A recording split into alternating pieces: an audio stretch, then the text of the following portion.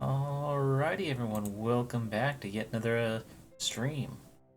Today's part, we'll be listening to some little lo-fi in the background, but let me know if it's too loud, drowning me out when I'm just chatting. But yeah, as you can see, we've got a hand back. Commission is not done yet, but my good friend is doing their best work on it. Very promising. Love their style. Today, the impact we're going to start with is the censored Pixelated Gore one. Let's see, all we got is bar and that, so first we need to create a couple of reds to get the, well, to use for the pixelation bits. Let's see. Maybe something a bit bigger than that, but that'll be good enough. Because we are going to make a subfolder. We're just going to call that the Gore, because I think we can pixelate everything as one. Start with, let's 25. How's that look? Yeah. Oh, right, because there's no fill. Let's go over here. Turn off the stroke. Fill. Just do generic. Ah, that's why. It's all the way up to white. Start with the classic darker red. Make a couple paths first. Is there quickly? That's good. Let's go ahead and get rid of these. The other two. Open for a nice little smear that kind of looks like that direction. A little blotchy. Yeah, we'll use as we get. Let's see. Forget what thinning does. Let's use that 10. Can't see any major difference. Getting a lot more actual texture and go slowly, so we'll make sure to do that.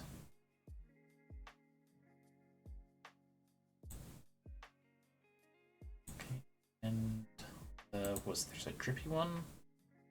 A splotch there.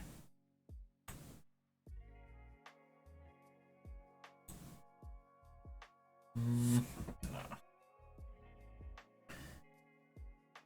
Let's try some just letters.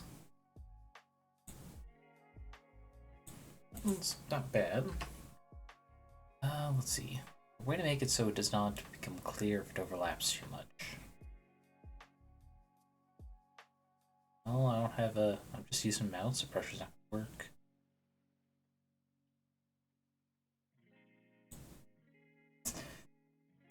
I'm gonna have to make do. Tracing, what is that?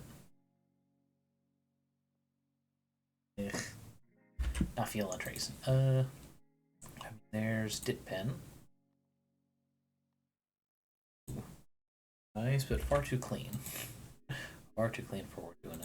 Brush. Eh.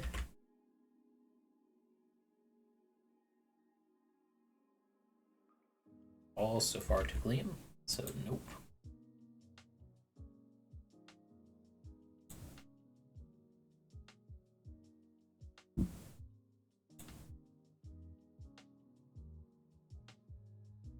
That one's actually good. Not so much that one. That's good. And we're not gonna name these. But what would combine well that? Same color, that one maybe, yeah. Now let's do that. Combine these two. Sorry. We're gonna make that very bottom. Oh. That should be the next biggest.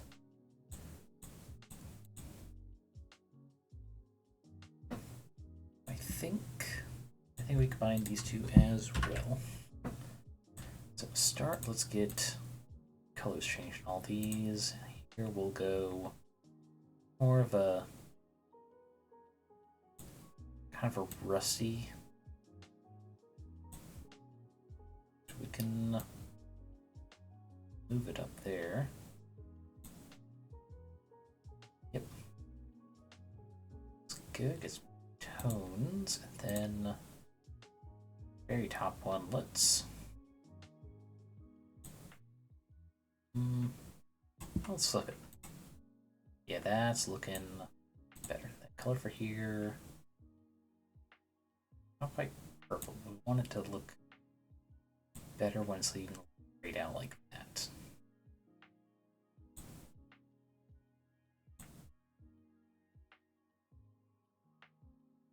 Go. Just need.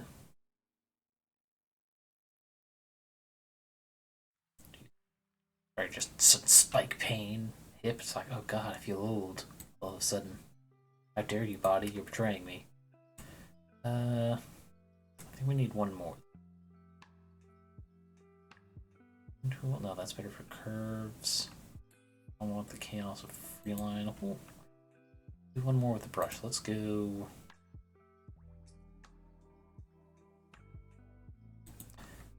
With splotch, but smaller. Try to do that. Dang the damn default with just so unnecessarily large. Well, whoop.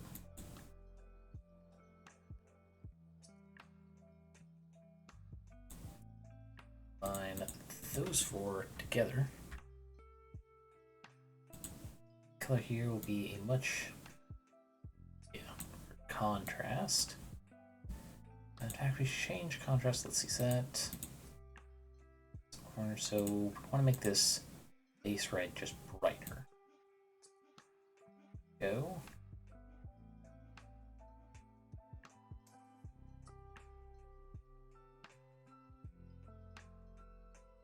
Maybe this burnt orange as well. Honest. More contrast in there. Too bright. What if I think some opacity, but that's not at all. That.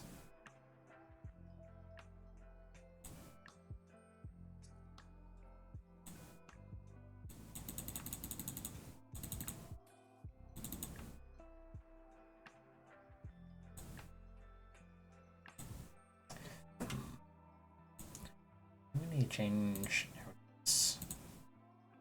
Not darken overlay. It makes the back red just neon. Luminosity.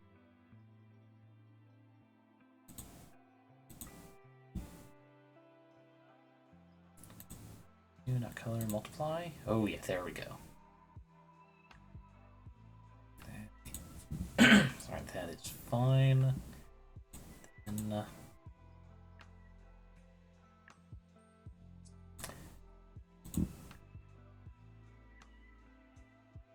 there we go. I should say before I forget. Okay, is there a way to do an effect on the whole thing? Yes, looks like so. Just not slice.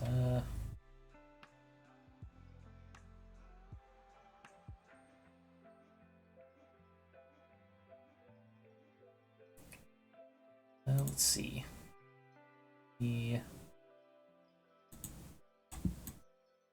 Nope, wrong thing. There we go. Back to effect. Move that back. Go. Nope.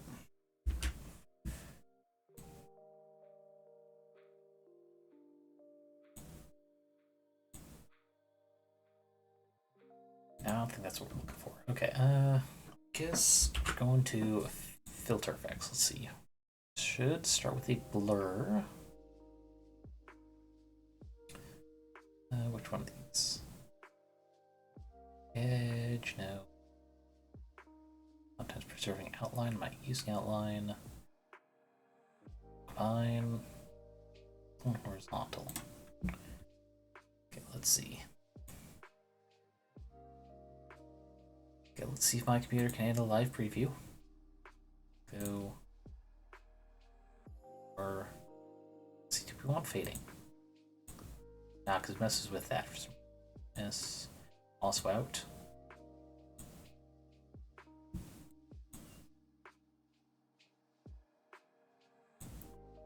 Screen. Apply. Let's see. It loses a bit much there. Maybe if we add a little brightness.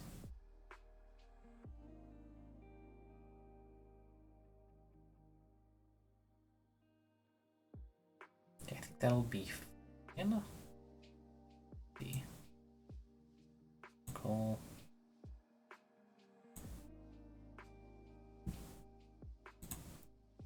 Quiet. That. There it is. Actual folder itself. Let's scale down because we did get admittedly a bit large with it. Here and it'll skew. Quote unquote gore in the background. Let's see. Scale a bit more.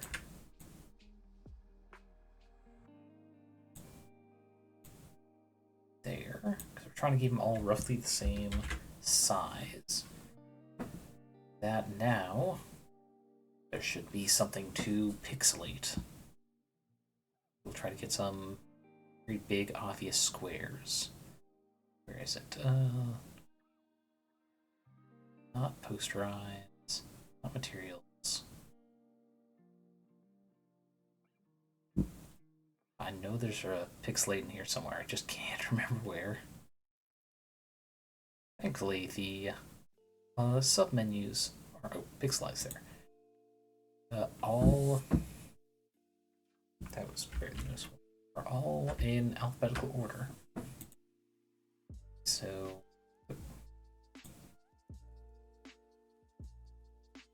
I wish there was a setting thing here to let me decide how big to make the pixels. Because I was hoping for big blocky pixels.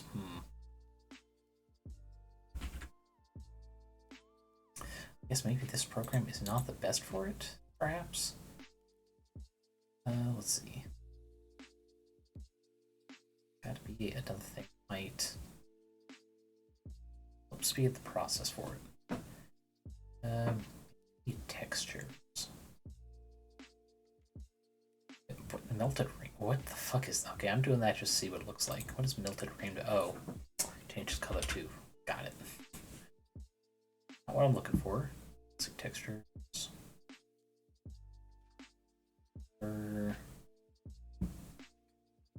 Perhaps rough paper. There we go. And the texture on top before pixelizing and max print. It's kind of washing out too many of the color variations. What about... Wait, build... Let's bump. No. But perhaps duplicate. Yeah, the top one, just for that bump map look. So,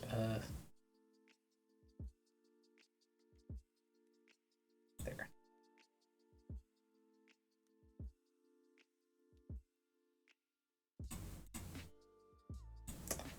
It looks like it didn't do it. There we go. Okay. This one we have a some of the colors are still weird. Second. No, it's doing both. Shit. Well, gotta undo now.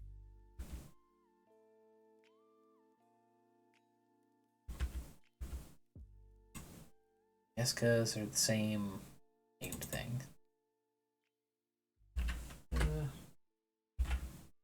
Texture. Shorten. Just in case. Save. Texture. Build.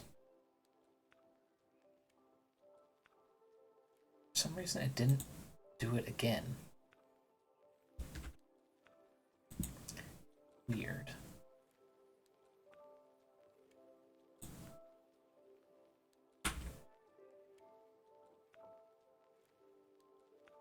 Well, it's not working the way I want it to.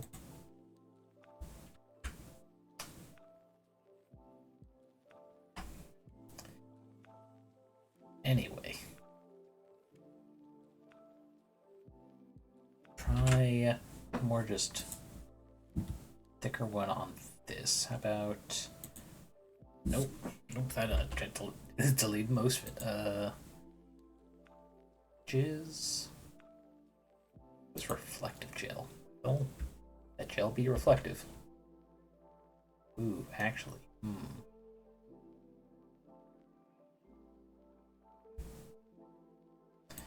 Apply reflective gel, only one of these layers. Press it. Here's ridges. It's given some depth. Yeah, we'll also do it on that topmost one. There it is. Very little change. What about the other reflective gel? Goodness, there's A and B. Yeah, I guess this color's just too light for it.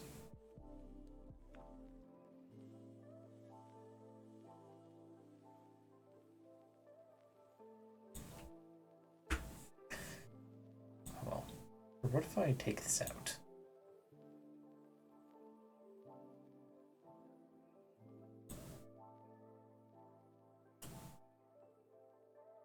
Oh well. Stop save again. Computer's starting to whine at me. And kick it up. To listen.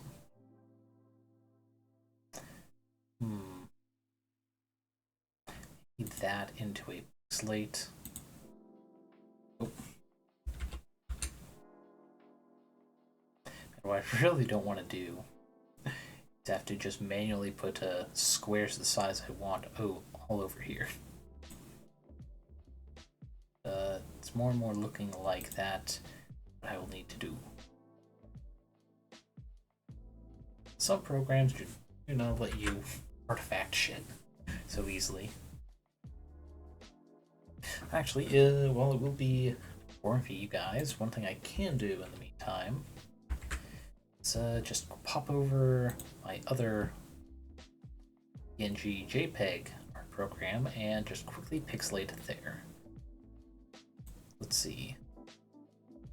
First, I'll get this screen to about the same dimensions. So I can just pop it. Okay, there we go. Is drawing. Here we go. To GNU. We'll make a GNU file in sure, we'll just default set it down. Right, I forgot about that. New and its options. There it is, transparency. I do not want any background color. Okay. Here. Where'd my... God dang it. 1 sec. It made the whole thing move over instead of shrink on one of the... There. Okay, so try and do right. Paste the... did I not actually hit copy? It does seem like something I would do. Copy. Go. Paste. Nope. Unless I have to do it one by one because they're all individual. That's probably it.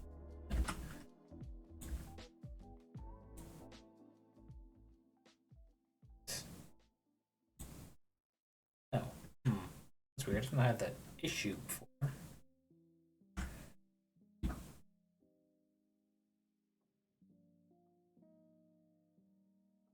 Well, because I'm having trouble do it this way, why don't I... Nope. Oh, finally. Finally it did it. I guess the auto-sizing to this took a little longer than it normally does. Here, another paste.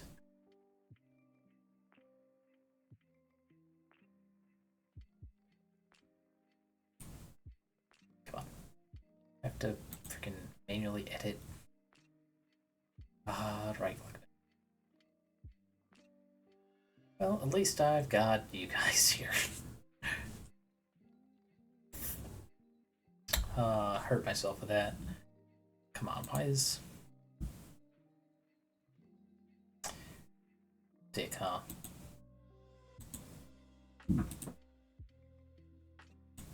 Manually just copy, right click, hit, paste, on.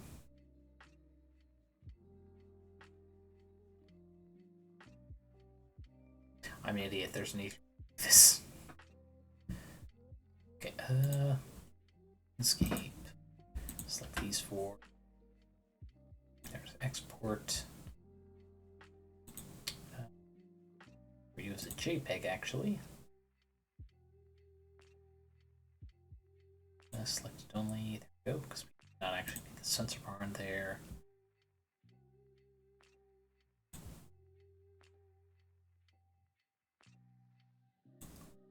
JPEG in there.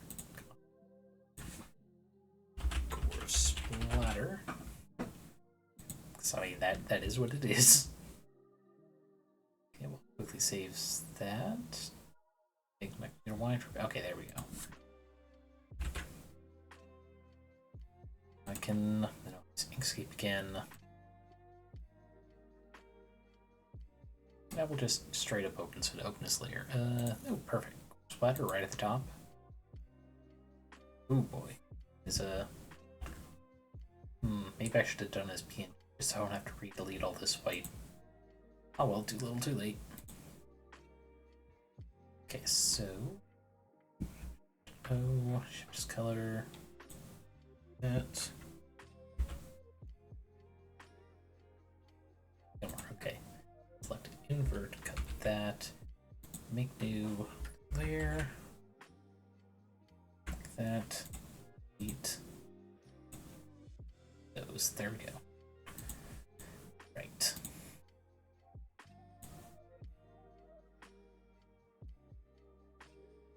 Actually, yeah. We need to have more centered. The whole copy. There we go. Nice and central. The excess, delete that. Now we will use filters in here. I gotta remember where Pixelated is in here. Okay, noise?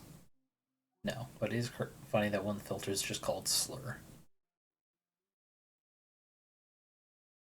That's a joke to make about fucking bigots like that. Where is Pixelated? It's not decor. No. Certainly not web. Maybe I missed it. Oh, it's in blur? Really? Huh. Expected that? Okay. Okay, perfect. That is what I was hoping for. Let's...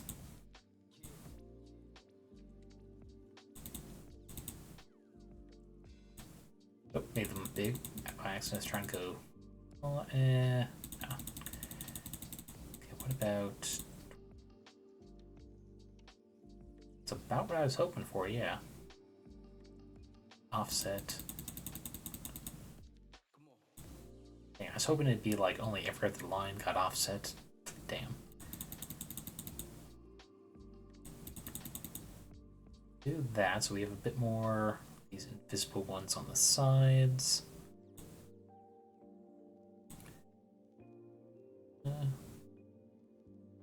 Go with that. Let's while we're here, we'll do some color messing with the hue chroma tool. Okay, because it does not actually show that menu, I'll do it off screen so the hand isn't distracting to anyone. And that's getting too bright. Out. There. Chroma up and darkness down.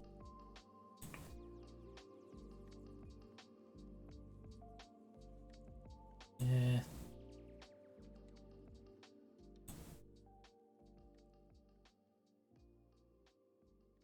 I think that's pretty good. And then we'll just adjust the sorry, just the opacity after we bring it over to Inkscape again.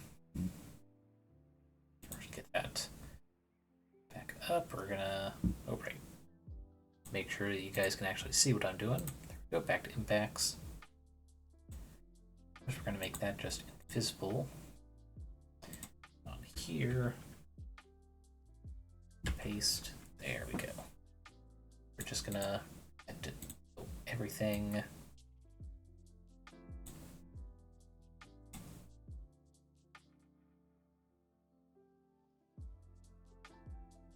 No dice. We're in the pixelation gets that. Just stretching it just a little bit. Some squat.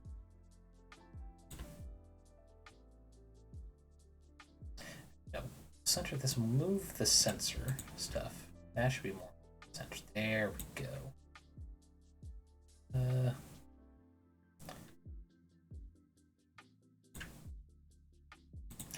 Okay, I think make the text itself a little bit smaller. The sensor bar go across most of it. That a little smaller.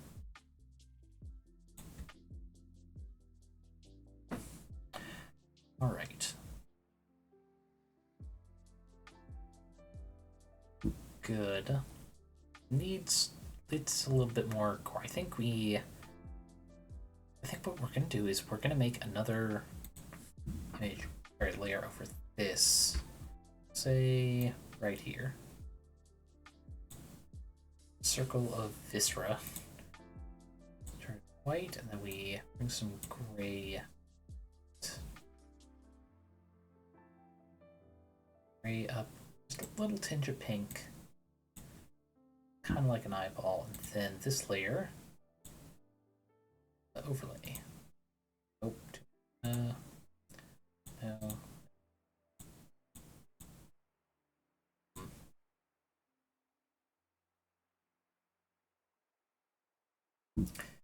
Well, I think this is going to be another case of just go back and do it in GIMP. Which will be quick. I'll just do like a little pen that really quick. There we go, because I'm just gonna overlay a blocky mouse really quick. Blocky mount image. Say 3 pixel. Oh, I guess it is much larger than that. Go.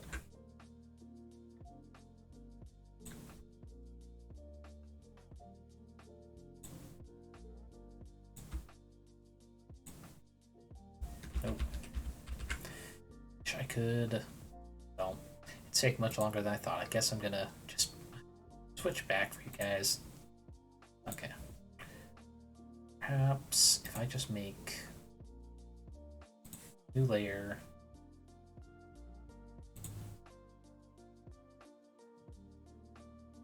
That filter was blur, pixelaze. There we go. That is closer to what I was hoping for.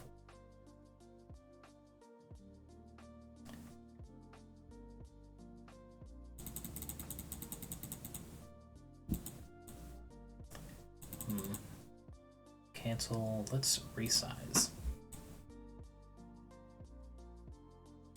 Actually, cancel all that. It's there. But paste and then resize, so it is just this. What? No, you're supposed to be just the Wait a second, it's still on select all, isn't it? Fucking... No, it's not.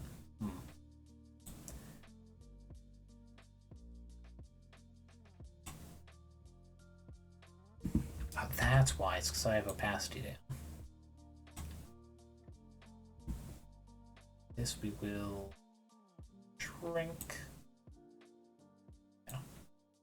Good. Oh, it's also in light mode. That's actually still too big. There we go. Now it's just too dark.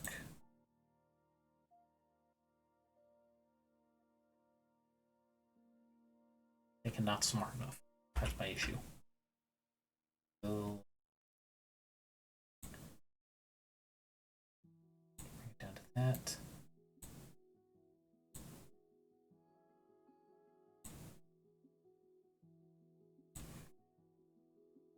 There, and then we do intersect with fuzzy select. Intersect with current. Make sure it's not going off.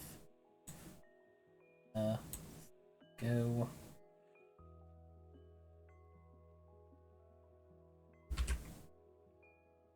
Even that's still too much. Okay, let's do another layer. This one. Have opacity just a bit. There we go. Merge down there. Confirm. Perfect. Done. Now.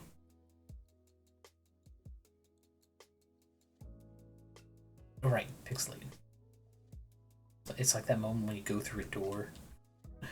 You just forgot what you were working on just a second ago. I think it'll be kind of funny if these are a different size than the background one. Okay, let me just pop over to Inkscape really quick. I'm gonna place this where it's partially behind the sensor bar. Okay. So that would be, yeah.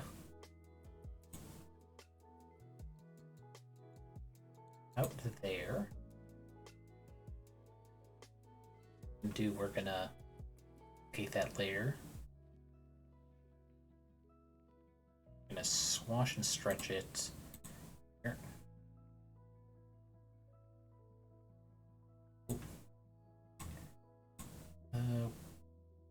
Oh right, because I forgot to click that.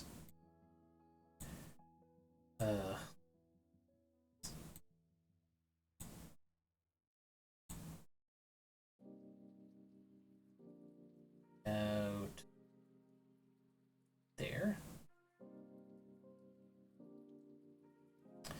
Hit it with a different pixelize there.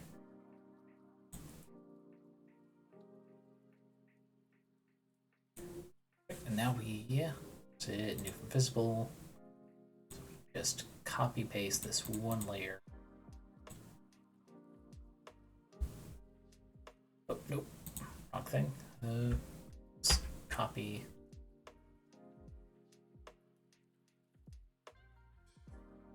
Place Inkscape there, leave.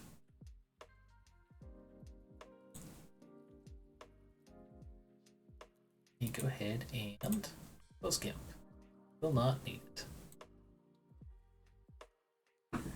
Okay, start. Let me make sure this is. God dang it! Everything got moved around. Okay, so this needs to be on to the left some.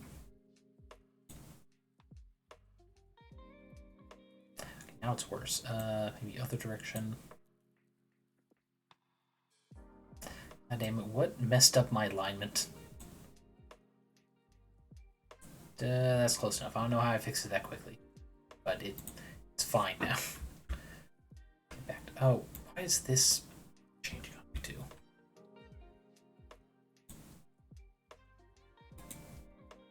Paste. Where is?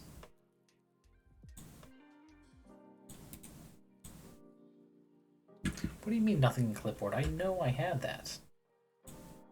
There. Oh, and that black's there. Cool. Cool. No.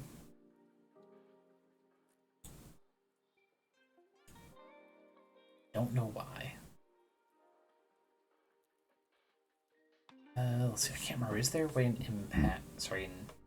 Inkscape to get rid of the background black?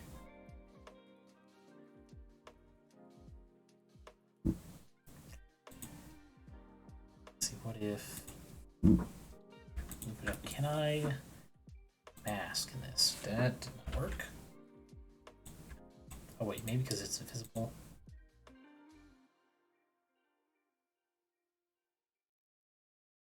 Close enough. Let's try once more. Set mask. No. Come on. I know I've gotten mask to work. For some reason, I understand it is just no longer working. I don't know why.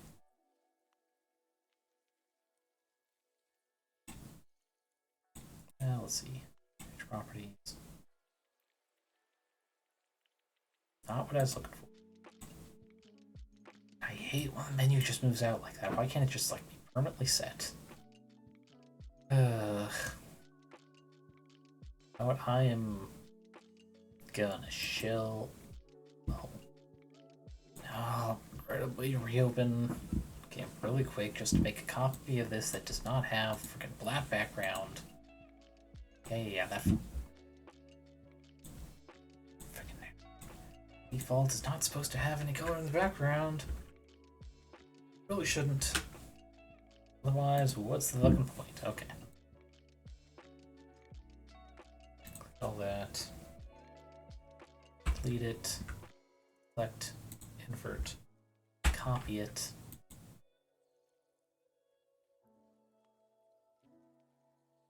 So let's just go ahead and delete that. Not what we were looking for.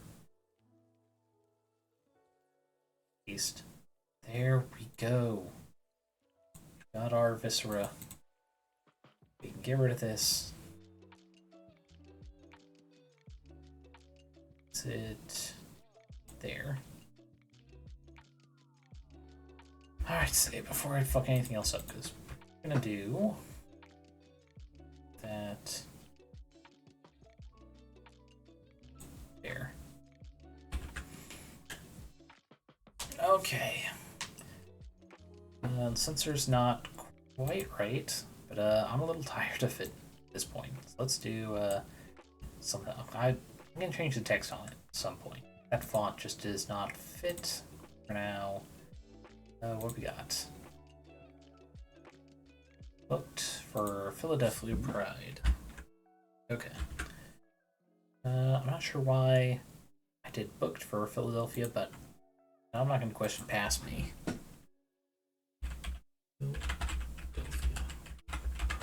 Flag. Okay, it is... okay, it's the rainbow, but also black and brown on there. That is fine. Especially because... Why do I have... Oh, I've got two fonts for it. Okay. So I'll be able to compare contrast. Got it. First, the fill color, because to start, I do already have oh. Now I'm just gonna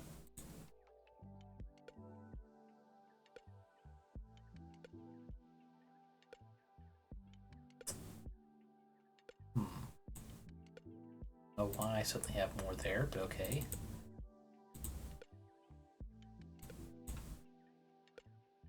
What was it? Right, it's brown and black. Black first, because we're just pop. Brown, which is only your orange. That looks like a pretty similar one. Okay. So now we're working with more colors. 1, 2, 3, 4, 5. Let's see. 6, purple, 7, 8. Pop open up calculator really quick. 100, 8, 12.5.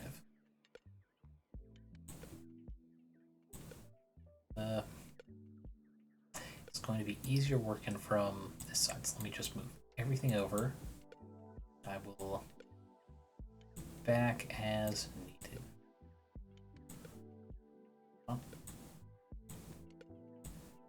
Okay, so to start, we don't need ones on the very end, we're going to alternate between 12 and 13. So let's see, 12 to 13 be 25.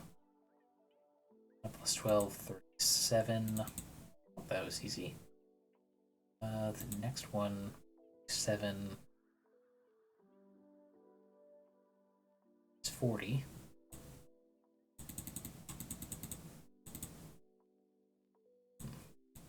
That.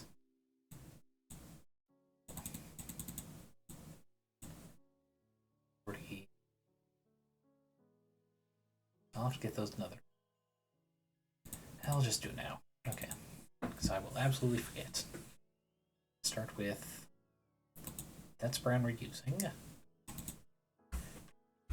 Copy this code. And then we shove it over, makes it harsh line like that. And then same with purple. Copy, paste. Here, shove it over, harsh line. 40. Let's see, 12 and 13, 12 and 13. So 52. Favorite color. Sorry, number. Jeez, phone. 2. That's on 13, so 65. 65, 77. First one over. Okay, so 90. It's not perfect. Got the whole spectrum here. I think to offset the brown, we're gonna lighten up this orange by points, make it a little less burnt orange. Okay. Now, oh damn it, it changed the other three. What's that? Well, actually, what's going on with green here? Oh, I got to move blue back. Oh well. It is a nice color scheme. A little busy, but I think it works. Why is it still kind of fuzzy here? Either values are just too similar. Okay. Alright. Now, let's see. I think what I'm going to do is it is booked like a library. Your gradient tool. Shrink this up. Correct. Go. Kind of looks like a bunch of just book covers. Though we need to make sure the apostrophe and the exclamation point are solid. Perfect. And what would make them even more look like book covers? Probably another layer.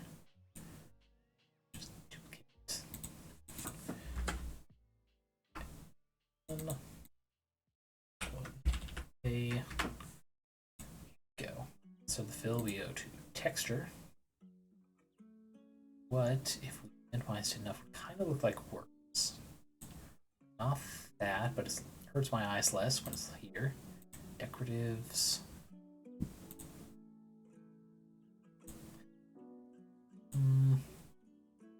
No. Patterns. I mean, they certainly look nice. Not necessarily like book nice, you know? Okay, grapes. Oh, certainly not. Halftones. No nature patterns. Perhaps? Not enough. Snowflakes. Scales is interesting, but also not looking for. Not any patterns. Some of these are gradient. Or, no, that's not this section. Shading. That's what we need. If one of these line ones.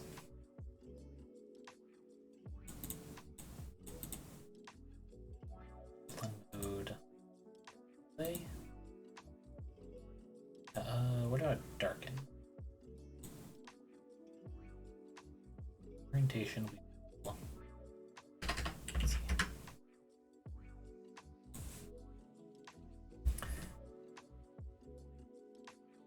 Orientation didn't change too much. What about a full 90? What is going on with orientation? Should change. Oh, because I'm doing the wrong side of the decimal. Okay, that's on me. Not 45. 90. Okay. Good. Let's bring it down. All the way down. There. Scale.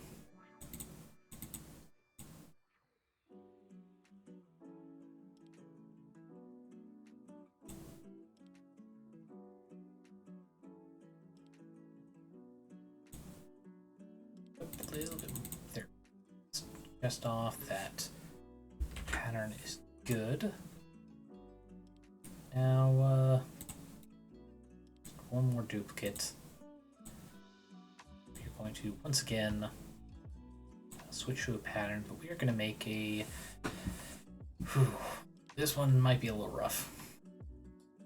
Okay. Actually, no, there's an easier way to do what I was going to do. I'm going to make some lines kind of line up with individual colors. Gotta be a pattern that's pretty much just straight lines here. Then there we go. Question is, can I get this point where each section is about right? Let's see. That's not what I need to do. Not orientation. There we are.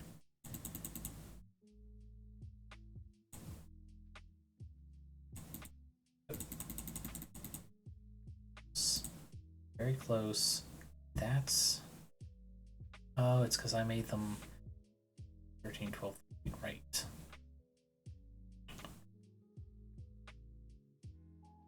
Pretty much impossible to get them perfect. Now, I think... Let's see.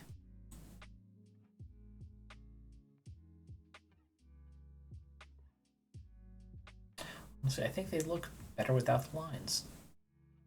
So do it like that. Let's see, we'll get rid of that one because we're not using it. Save. Now let's take a look at the other font. Maybe get some ideas by messing with this one. First up, Radiant, the one we just made. What if this time do it at a bit of an angle? Just a cheeky little angle.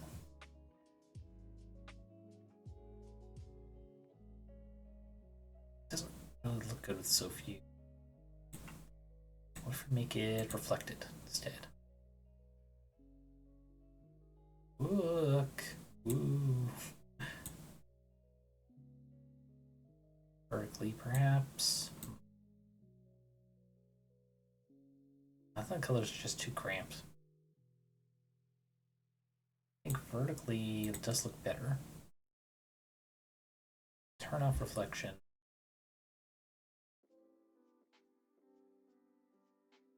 The top and the bottom in, so it has more chance to actually be visible. Let's see.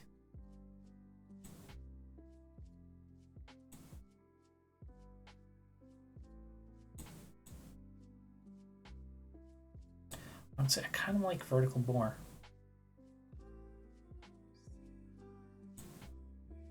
I think what I am going to do is add the ED of booked there. 80.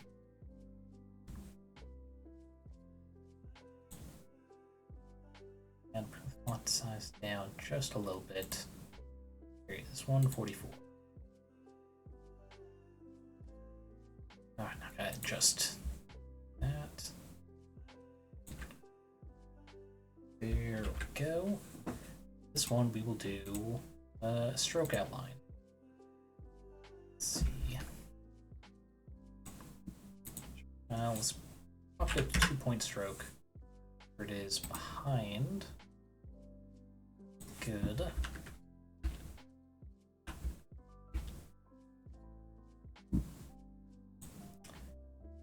Read it on here. Let's do the gentle gradient like this. First, I'm going to make it angle. And the stroke in general is gonna be. Oh wait, I'm gonna have to do all of them like that, aren't I? So I'm hoping to be able to make just the gradient here partially opaque. Right.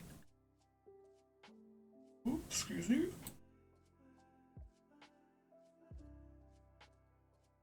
Jesus, what a yawn that was. Okay, there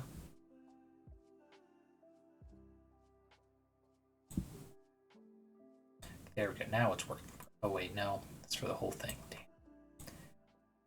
Let's see, the way to get around that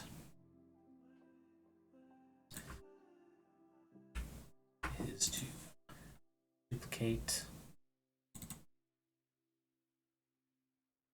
to okay. Actually, this one should be the back. I'm gonna do. There will be no fill on the second one, and no stroke on front. What is? Ah, oh, damn it! I undid the wrong order.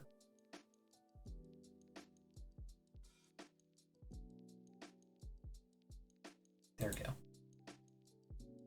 Fill. No stroke.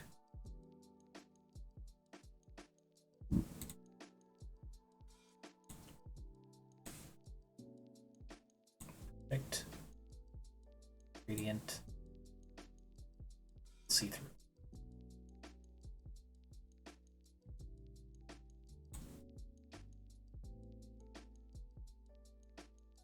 There we go. So another impact done, one mostly done with the censored. Go ahead, pop this down to the finish section,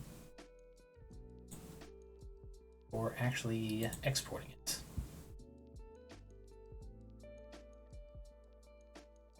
Make sure. Folder. Oh no, not special event refs, no. Where's K-Bonk?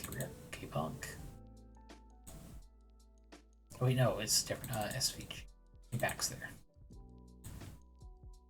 PNG to observe the opacity.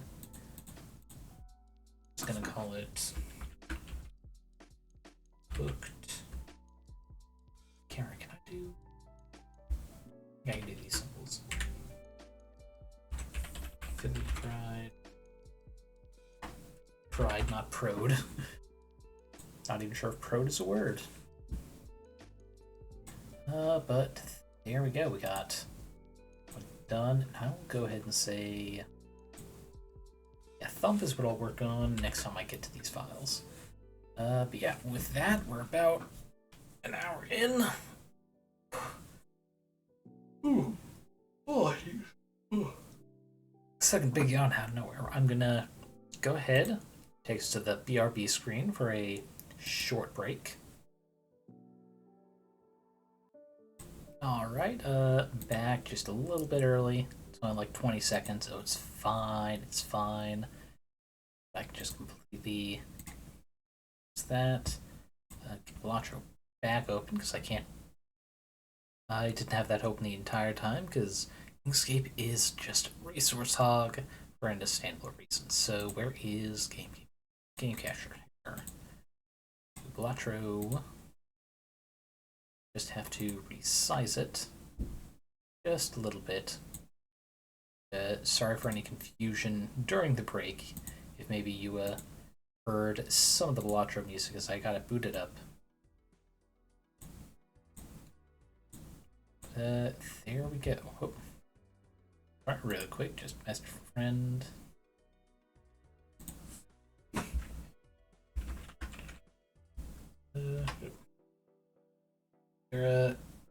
I was making plans to meet them for their birthday, but seems they got busy with family stuff. No, it's fine. Hope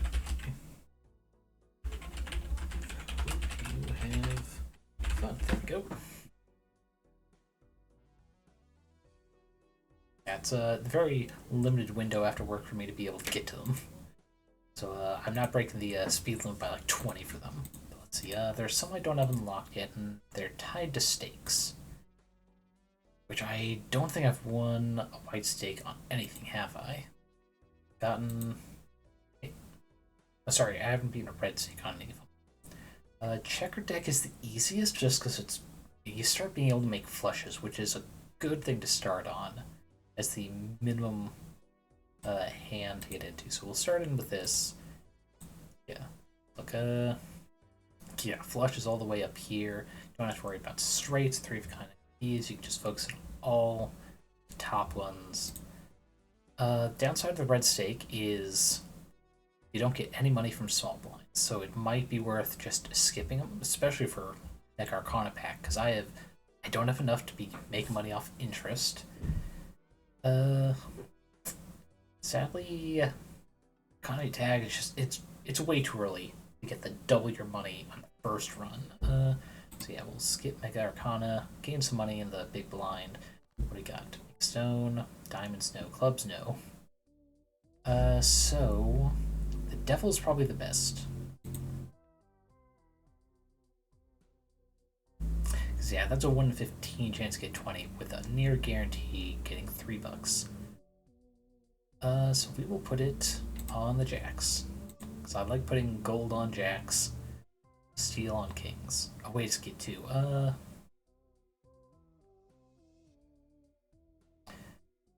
You know what? Lucky on 5. 5 is one of my fave numbers. 52 is my lucky number. Let's see if we can get one or the other of the 2 special cards now. We don't have anything to worry about discards, so let's just discard all these, because worst case we still have that. 2 pair. Come on, give me just one of the 2 special. There we go. Well, what was the 5? 5 spade. We'll go for one more try. Oh well. But we still have enough for flush. Do that. Gold card for 1. And we instantly get that $3. Okay.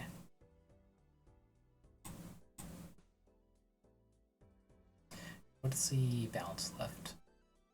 One more have more hearts and spades. Screw it. We will do a gimme hand here. And just maybe we'll be able to get this other 5.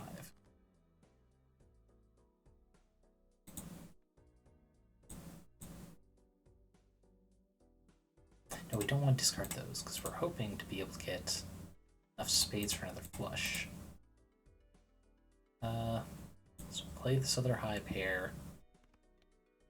We should be guaranteed to be able to get something. Ah, no. I was really hoping, but ah well. Just because if that triggered, we got that $20, that'd be a great start to this run. Absolutely phenomenal. Though actually, I see that one of my new additions here. So maybe a poor placement for you. Let me quickly do that for anything else.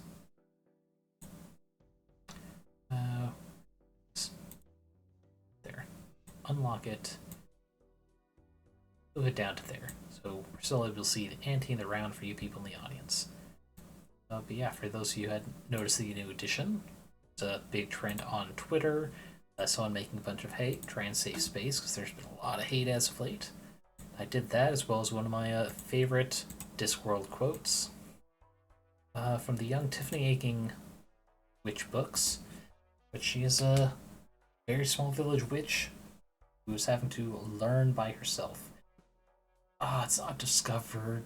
I'm gonna have to pass that with it being rare, because not the deck built for of her kind easily.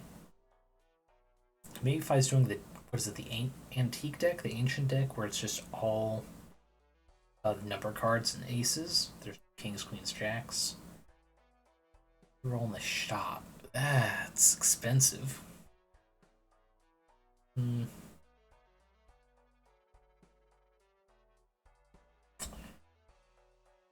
Honestly, I think we don't do any of these.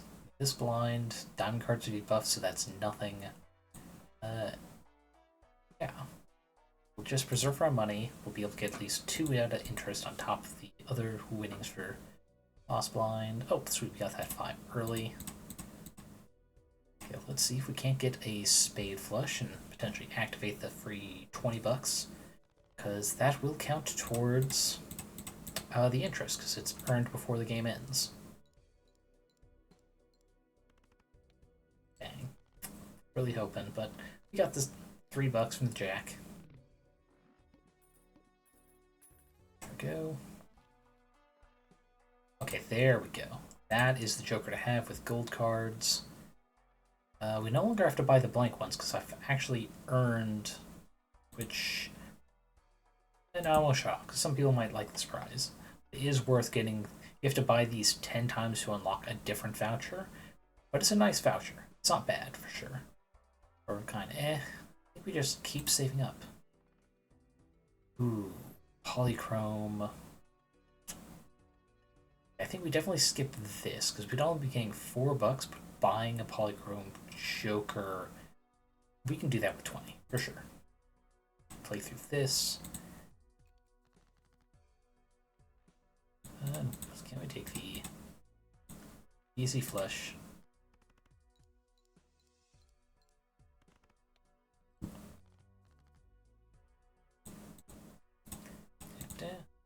Hey, Boorango, welcome, welcome. Hope you're feeling a little better from earlier, even though you couldn't stream this morning. I'm worried that I do not have. Let's get enough suddenly. Full house is 2 in a trip. One kind. Flush. Let's see. Spades.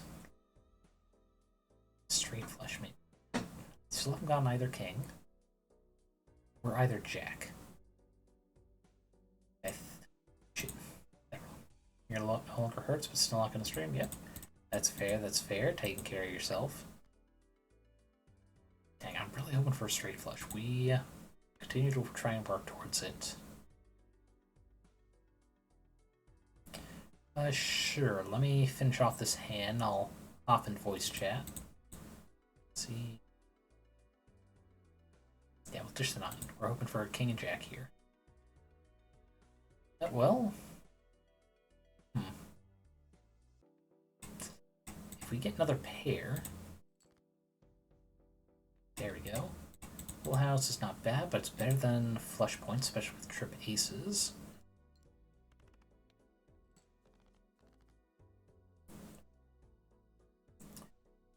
Okay. Yeah, we do that because we'll get the anyway. Double check straight. This flush is slightly better though. Thing is, I don't. Be 10. 5 extra tokens is not going to be enough. It'd be worthwhile swapping because that's 9 and 8 versus 5 and 4. See, we do this, so I'm not going to have enough, am I? Yeah, because I need 400. Well, yeah, we'll go ahead and do a nut run. We'll do checkered deck. It's going. Here it is.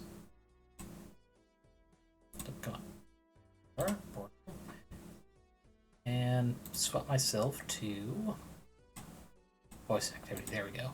Hey, Boorango, how's it going? Hello? Hey, sorry, I had to just swap to voice activity because I typically have it on push to talk for gaming nights. Yeah, how are you doing? Reasonable. Well, I made some charcoal, burned my hand slightly. This happens. I mean, I'm sure it happens, but also it's like, ow. Yeah. Very slight, however. That's good at least. Yeah, sorry you missed out on the art portion of the stream, though it wasn't anything huge. Fair enough. Currently hydrating.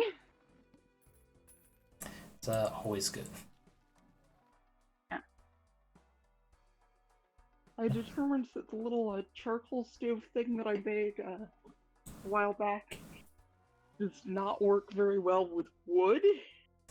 Ah. It just produces. See, if you try to burn wood in it, it produces a metric fuck ton of smoke. That is a lot of smoke. And doesn't really burn the wood. So you end up with a lot of smoke, and then you end up with a moderate amount of charcoal. Which is not nearly enough charcoal for the effort. Yes, and for the amount of smoke, with the result being I ruined at least one face mask. Well, sorry to hear that, but at least minor burn is the worst fit, right? Yeah. Anyway, I figured out that it's a better idea to just make a sort of brick stove, burn wood in that, make charcoal in that, and then use the charcoal in the charcoal burner. You know, the thing it was meant to do. Yeah, using things for their intended purpose, always a good idea. Yeah. Ooh, got options. On the plus side, the charcoal burner definitely works for making pottery. Well, that's nice. It's like an extremely small pottery kiln.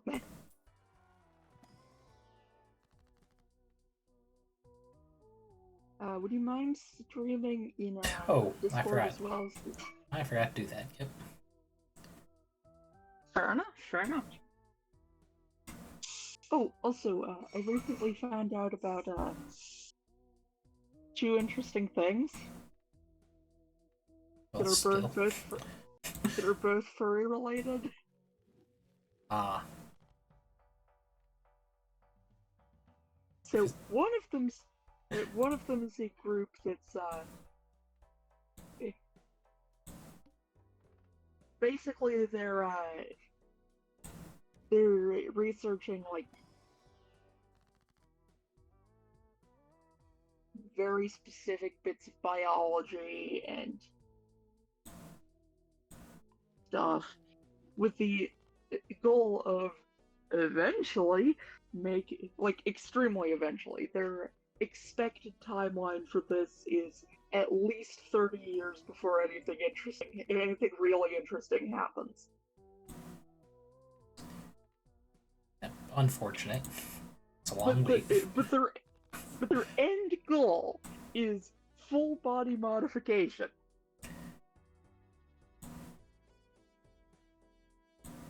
Specifically, their premise is, what if you could just be your persona?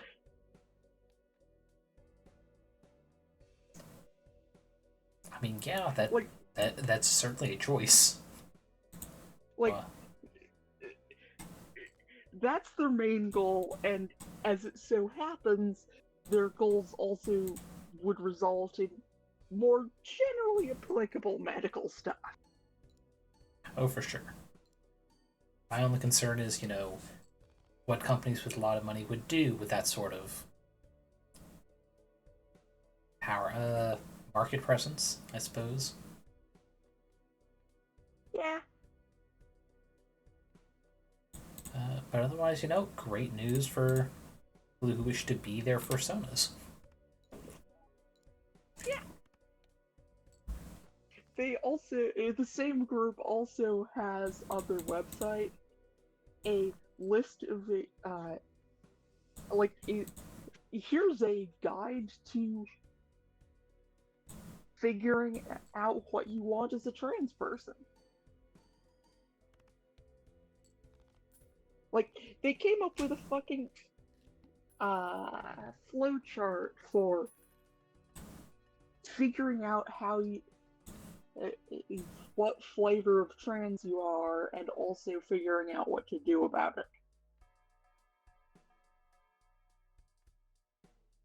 it. So, like, they're not just doing the whole furry transhumanism part, although that is the main part. It's good. I'm sure some people are very appreciative of that guide. Like Riffraff, little guy. Anyway, the other thing, which is actually more related, is somebody's sci-fi project. Basically,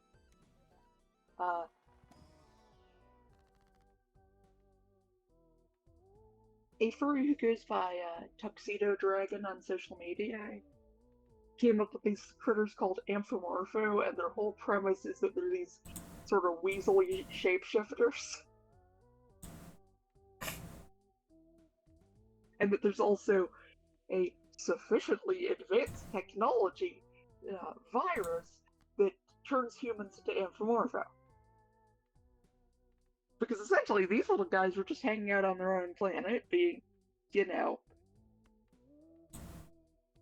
low-level sapient fructivores, and then some human scientists showed up. And then things got weird. That's when things got weird? Well, I guess things are subjective, yeah. And then, the human scientists wound up, I guess trying to, use genetic modification through, a virus to,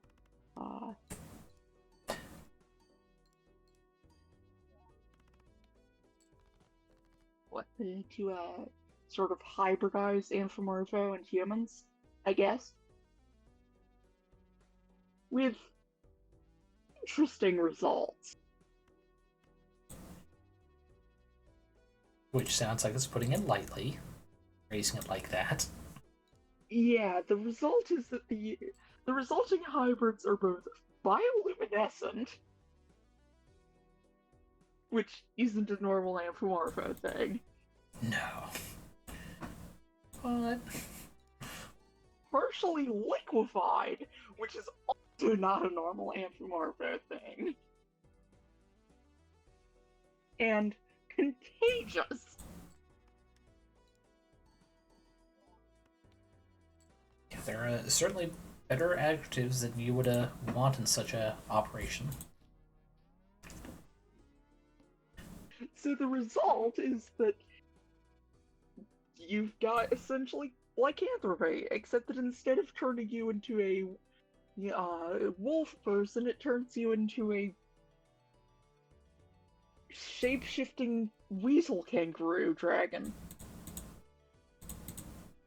Oddly specific result there.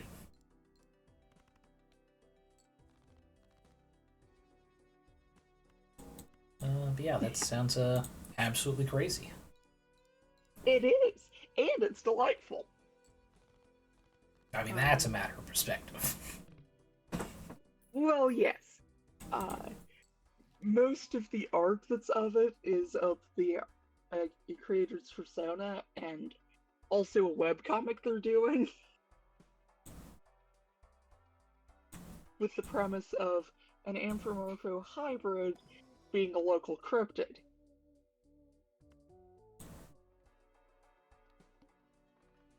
Like, you've got this person investigating a string of disappearances and other such weird happenings in this small rural town. And they've also got a weird local cryptid. And guess what? That weird little cryptid is an Amphimorpho.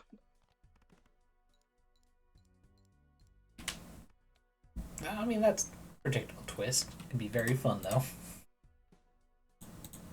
Uh,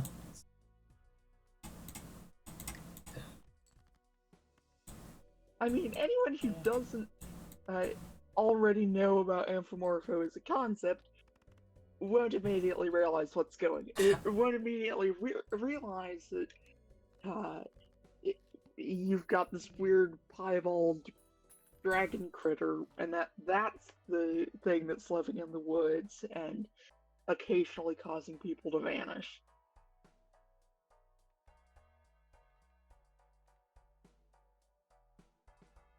So many options. But yeah, I meant more for like the viewers, just like they can see that coming. Yeah. That's still cryptid. It's part of this thing. Yeah. Oh, and also there's a neat little detail on the author's website that I guess could be considered ARG adjacent. And what would that be? Let me see, 1 second. I'll need to open up the website first. Which means I'm going to have to go through their Discord server, which is called the Noodle Bowl. Because fans call Amphimorpho noodles, because they're long. I mean, sure. It's certainly an option. Ooh. Goose Nation would go well with Oops All Sixes. Yeah,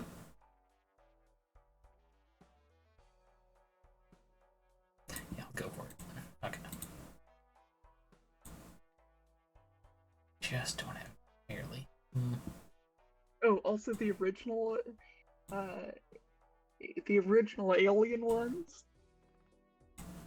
have interesting tooth structures with large canine teeth, but then that's really only used for defense. They're very good at chomping things. You've got a bunch of drawings. Taxonomy, shape-shifting. Dang it, that's the wrong page. That's the species info. Frequently asked questions. Answer, summarizing it as, it's an open species, they don't have to follow canon. Stuff like that. Resources. 3 bases, webcomic. Contact. Boom.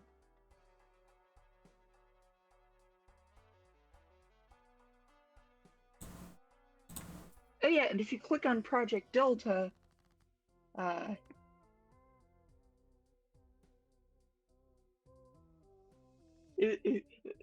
page opens with, "Oh, you found my page, welcome, no one's supposed to know about this, but if you're here, then maybe it's already too late and you're infected." Project Delta tried to splice portions of the Amphimorpho genome into other organisms through a viral vector, which had interesting results. Instead of something useful, they created a pathogen capable of completely rewriting the host's genome.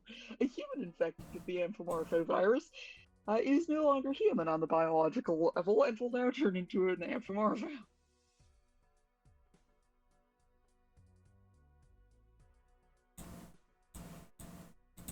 Oh, the things mad scientists do by accident. It's almost impressive.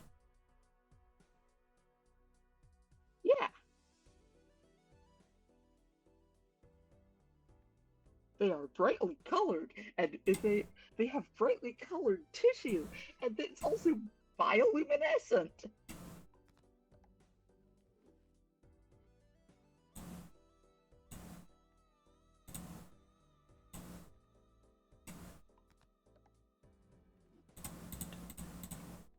And then the lore is that after the whole, virus that turns you into a shape-shifting alien thing, was kind of something that got the Mad Science Lab shut down, and somehow it didn't work, and the virus breached quarantine. And then, well, hey, one of the pros to this is that you're now a shape-shifting alien, so do with that info what you will. Just make sure they don't find you. But you know, solid device. They will dissect you, so don't. I mean, probably not that, but... That's what the shadowy government always does in those types of things. They dissect creatures and people who are different. Well, yes. Oh, and also, canonically, if you get bitten by a mosquito after transforming, the next person that mosquito bites will also transform. Ah, so it's just straight up apocalypse then. No. Well, I mean, maybe, but... I mean, mosquitoes can spread it. That's kind of hard to contain it at some point. Yeah. But it's certainly not a zombie apocalypse style thing, because the people who transform keep their sentience. The only difference is that now they are furry and shape-shifting and bioluminescent.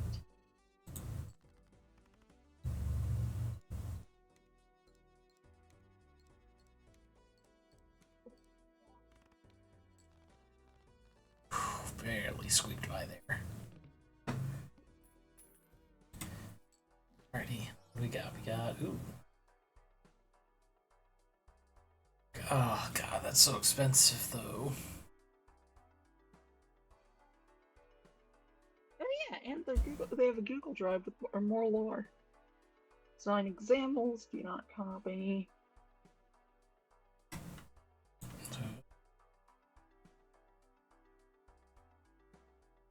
With titles like Alien Raver Background.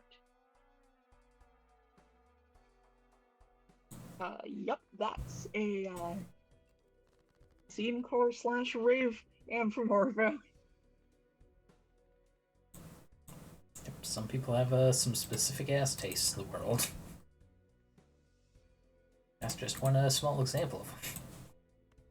Yeah, Cryptid Tux reference. That's the author's persona.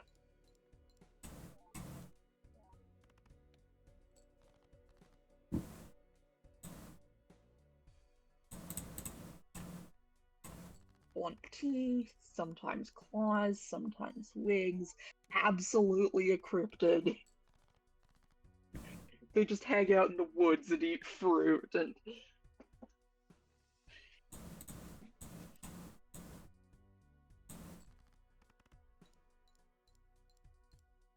Anyway, I'm assuming that it's not specifically mosquitoes that transmit it, but like, the lore page does say insect vectors.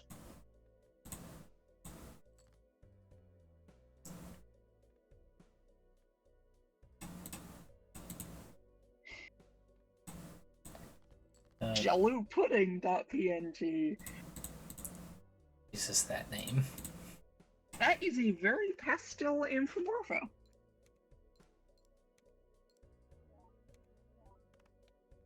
It's a cute design. I like it.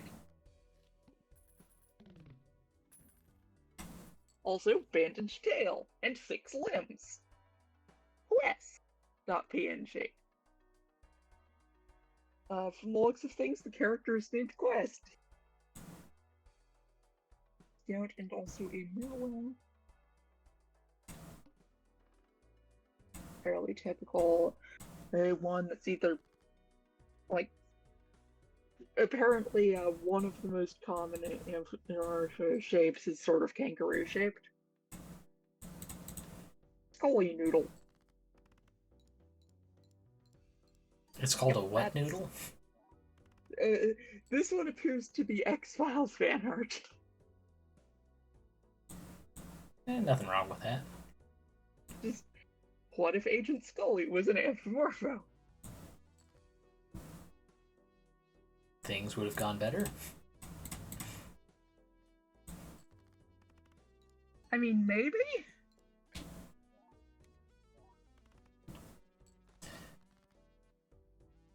I am gonna have a lot of issues going forward. I've got fucking nothing multiplying. Oh, yeah, it appears that the artist's persona is the main character of their webcomic. Yeah, that's not too weird. And a conservation biologist and amateur cryptozoologist, you wound up bumping into, you wound up actually finding their cryptid and then being transformed into another copy of it. Another copy of it? Well, not really, but Okay. a member of the same species. Okay. Just making sure. It's like, that sounds strange. No, not the exact same one, but like gained the ability to, among other things, sprout extra limbs and radically change their body plan. Also, they glow blue.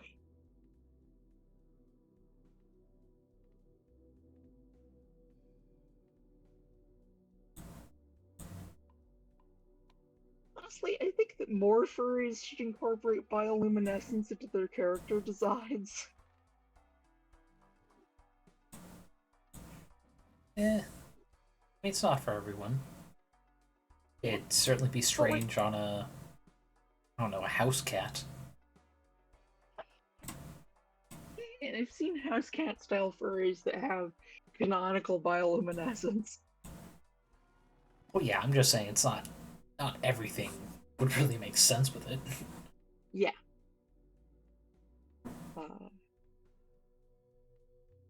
After finding out about this project, I immediately went, oh, what would I do if I turned into one of these critters? And the answer was sprout an extra pair of limbs and climb a lot of trees. Sounds like you're prepared. Yeah. I got this. Oh, extra limbs. The ability to gain. Oh, if you've got extra limbs and retractable claws / tarsi and you're built to eat fruit, well then, time to climb a lot of fruit trees.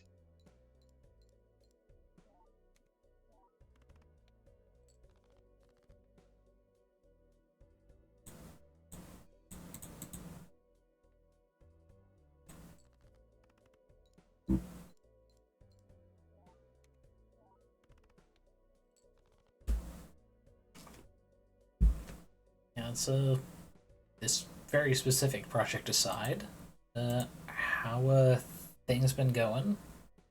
Talk about was the charcoal thing can also work as a kiln. Is that an intended thing, or you just realized, oh, it has multiple uses? Yay! Oh, absolutely. It was meant to be a. This is a place where I can safely and efficiently burn the charcoal that I produce. Now, what do I do with that? Oh, right. I have a thumb-sized piece of pottery that I made with clay extracted myself. Time to see if I can fire that. And I could!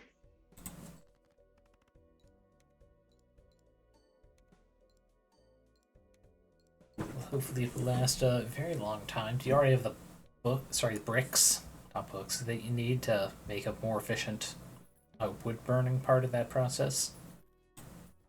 I mean, I've got I've got a bunch of loose bricks just lying around, so I kind of just stack them up into a sort of fireplace shape. Just a U-shaped bricks on top forming a sort of chimney. There's a sort of ledge on the inside. Build a fire there. With the charcoal thing, the thing that I'm making the charcoal in, which in this case is just basically it's an old Altoids tin with a hole punched in the lid.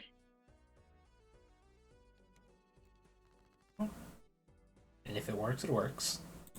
Yeah, that's like the most basic style of charcoal crucible. It's you take a paint can or a soup can or an Altoids tin, make sure that it's sealed except for one vent hole, fill it with wood, put it on a fire. The wood heats up, doesn't burn. The wood heats up, wood gas leaks out, doesn't combust. The gas burns when it leaves, so you've got a metal container that is leaking smoke, and smoke is combusting, and then you wind up with just a can of charcoal.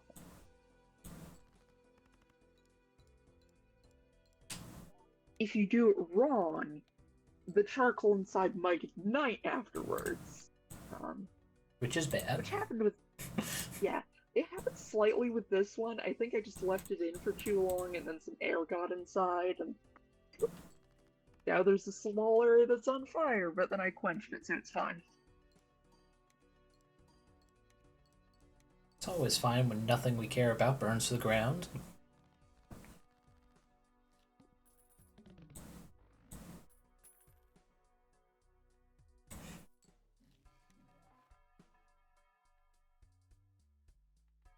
I'm not getting anything great for this run. Great synergies.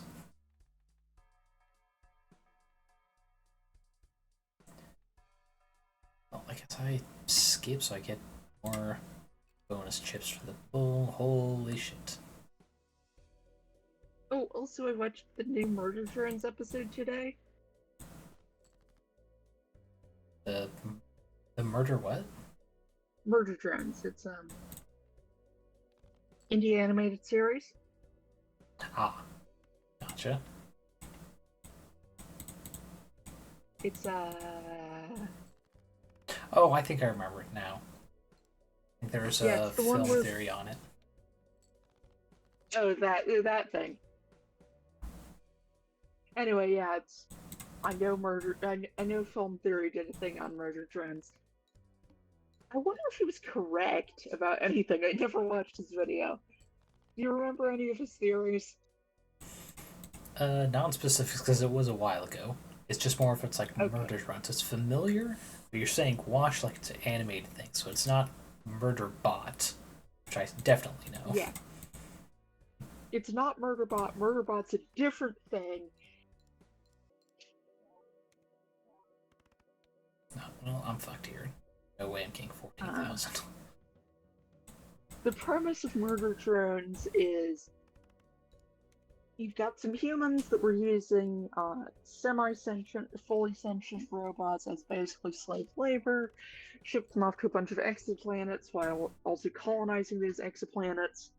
One of them, called Copper-9, had supposedly a core collapse. Like, the core of the planet fucking imploded for some reason, and that fucked everything up and caused all the humans on the planet to die. And also the surface froze over and stuff. And then, all the robots proceeded to go rogue and just start doing their own thing, and made their own society that was essentially the same as the human one, but without the slavery. Well, but that's what makes humans human. If you're were to listen to a bunch of bigots. Oh, absolutely. It's a thing that shitty people believe. Yes, early game hiker. That's great. Oh wow, that's a good card. And we Anyways, polychrome him with Hex. Basically, and the only reason that this plot was a thing at all is that the creator of it wanted to do an animated series, but doesn't know how to animate humans. So everyone's got a weakness, yeah. He made cartoony robot people instead, and sure, humans show up, but they're all wearing either bulky space suits / hazmat suits, or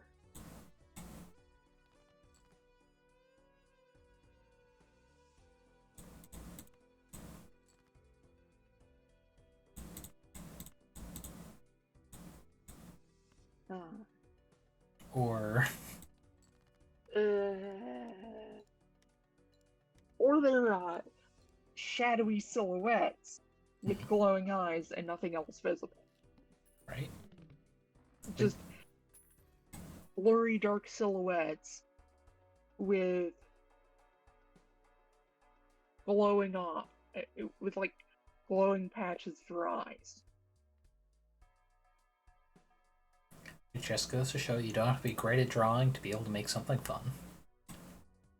Yeah. And that only shows up in the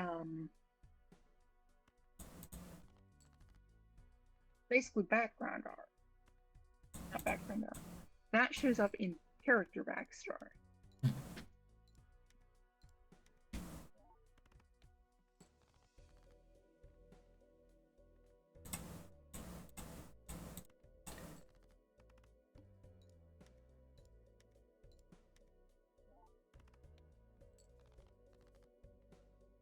Ooh, flush. Perfect. Should wrap up this round. Just lasts long enough for Hiker to actually come in real clutch.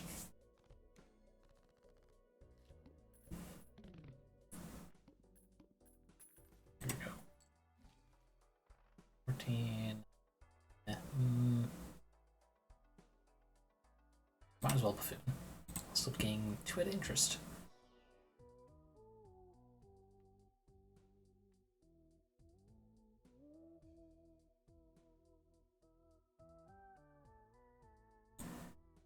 Sure, swashbuckler. Oh yeah, let's re-roll that last blind.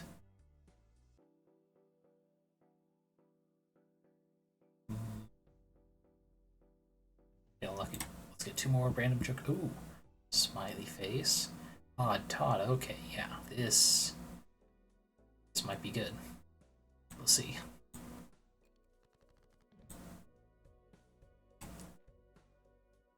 Okay, suppose we can wait. Yeah, I suppose this is actually a pretty good hand, even though the 7 not active. Yes. Oh, extra tips, extra multipliers. This person is either the world's. Yeah, no, that's a troll. Never mind.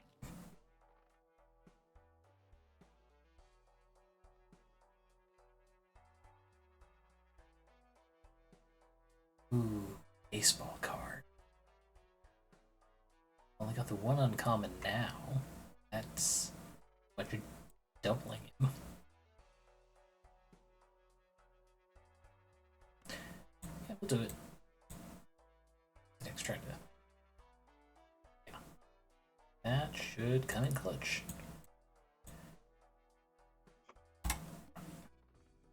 Not. There's some to have. Yeah, it's fine. We'll be fine. Another pair? Sure.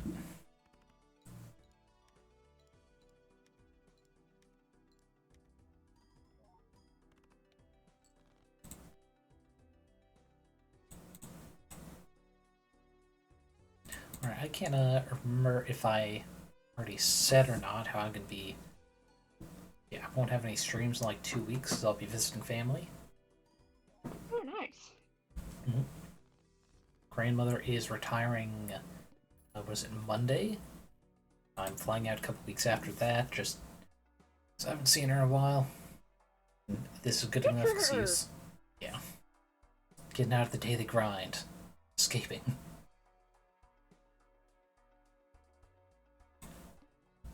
Yeah, it's been a while. Lives in another state, so it's not easy to go and actually meet up. It'll be nice.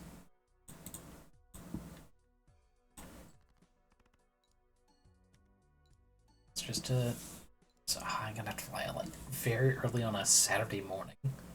Like the flight itself is at 5, so I'm gonna have to get up earlier than that. Which, well, not fun. Will be worth it. if I don't think too hard. Oh, actually, probably even much funner news. The D&D game I had last night went incredibly well. Off the rails of what I thought was going to happen, but the players did well. Let's see. They're in the process of rescuing a friend who was kidnapped. They got his body back the session before, and he's a warforged. He's robot body, and when they recovered him, he was alive but unresponsive. Because whoever had kidnapped him took his memory card out. Oh shit! For research purposes. Yeah, they were dealing with the fallout from that. By How storming rude his place. The people who stole that guy's memories are. He's a mad scientist, super emphasis on the mad, because he killed the last mad scientist, took his name. Oh, okay. Dr. Light, a very prideful asshole of a co-worker. Definitely had it coming, but it just got worse, because he, like I said, emphasis more on the mad than the scientist part. Yeah, the session before, it ended with this treasure room, which they quickly found was an illusion. What was not an illusion was the, like, Aladdin-style magic lamp just sitting on a table in the center of the room, in a magic circle, so things like genies could not escape said circle. Like, that's a trap, and I'm like, yeah, but I know you guys, this is a trap, you're gonna trip. And they're like, fair. With the whole rigmarole, figuring out what to wish for him, only to realize he's not actually a genie, he's a demon. Pretty much using the guise of a genie, because, like, no one knows what my demon kind is like. But if I make it seem like I'm a genie, I get people actually coming in to make deals of their own volition. So it was very nice.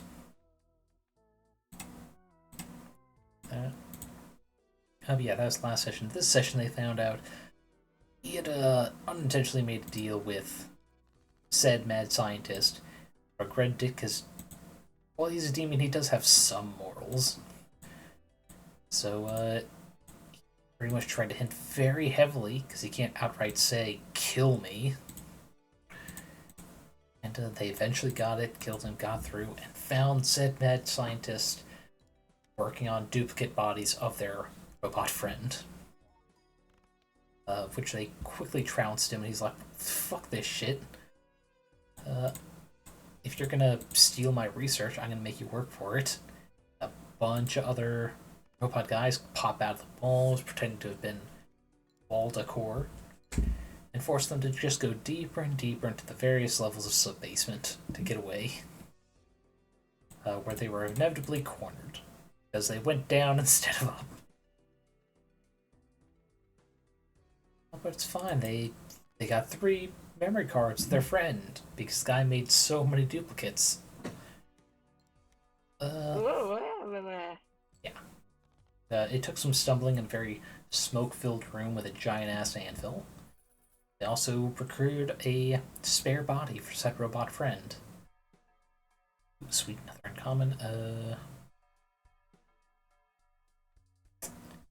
Base cards. Yeah, I guess we lose Odd Todd. That. Go. And I think we got enough. We can start going into some Arcana. But yeah, they got out with spare memory cards for that, and what else? Oh, right, and they also made off with one of the various bodies he was working on. Much cleaner, like brassy kind of gold. Okay, yeah. You know, nice, sleek, wind-resistant design. Though they did not know there's already the original memory card in that one. While the mad scientist was truly mad, after, you know, making so many copies for his continuous research, he's gonna just let him go. like, all right, sorry that you suffered for it, but you know, no cost too small for science. Ha ha ha! Get the fuck out of my lab. But, you know, they got the results they wanted at the end. Original body for him, spare body for the other person he was sharing that body with.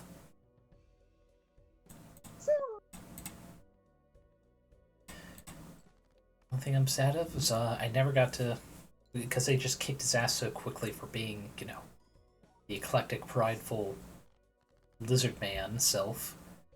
They didn't even bother giving him a chance to go. It's like, hey, your friend memory card's right over there. Go ahead and get it, and then get out of my shop. Which is a shame. Because just they helped start a revolution in this small interplanar town. So many, well, I wouldn't say innocent mercs, but a lot of mercs died in the process. And they just, you know, did all that, and they could have just walked in, got a copy of their friend.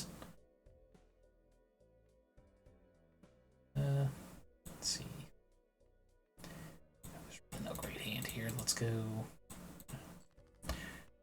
Yeah, it'd be so nice. One friend has their Robo-Dad back. That player gets to play the freaking gunslinger instead of playing Robot Dad further. There's great times were had by me by making them go through all that. Huzzah! Go. Ah, yes.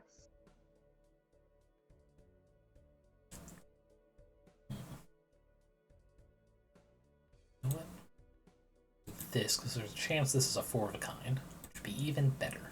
This person on co-host says, a few years back, my friend D and I had this long-running joke where we would pick a random Simpsons character and pitch a 3-act story about how they started running a power plant, with the end goal of it being to have an entire season's worth of episodes all about new characters becoming the boss. They only got 3 of those. But eventually saying that somebody runs the power plant became shorthand for any time anybody unexpectedly achieves any sort of power or status in anything. We'd watch a Ninja Turtles episode thing and go, now Shredder runs the power plant when he's Super Shredder juice, that kind of thing.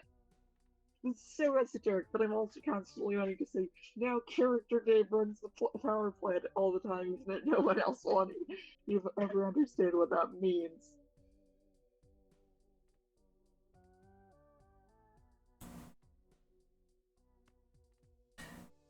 And I'm sorry, I might have zoned out. Did you say that's something your friends do, or you're reading a story? Reading a story. Okay. I'd go, it's like, I'm sure you would have mentioned that if you did that before, but I gotta check, because my mind is not all here. So... Understandable. Oh my goodness! Oh my goodness! A charming creature! The humble Dick. Oh, right, that deer-like thing. Yeah, the tiny deer!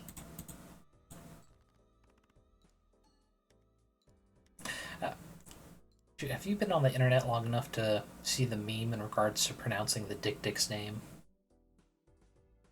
Unsure? It is purely in text. I think it's largely Tumblr where it's circulated. It's like, pictured here is the Dick, and then in parentheses, pronounced xylophone. Oh, yeah, that does sound like a Tumblr thing, but I don't recognize it. It was very funny because it was a popular enough meme that if you searched Google how to pronounce a Dick, one of the results would be a page pretending to be an actual definition with the additional, it's like just pronunciation xylophone, which is just like, oh god, that's some top tier trolling. His hand, on the other hand, is very not great.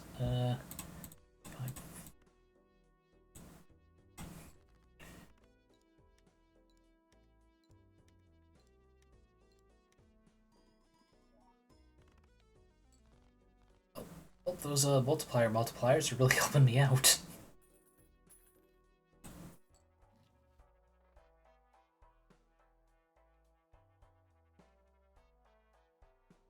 Somebody playing Kerbal Space Program 2 made an utterly unhinged little space plane that reaches an astonishing this little fucker reaches an astonishing 1.5 kilometers per second in atmosphere and can kiss the edge of space and then glide down for a safe water landing. She takes off all by herself when you activate the engine. No control surface inputs required. Single stage to orbit achieved. Barely. Sometimes barely is all you need. Yeah. I mean, she can get into orbit. She can't get out of orbit. Once you're there, you'll never want to go home. What can I say? Yeah. And then somebody proceeded to make a Big Bill Hells joke.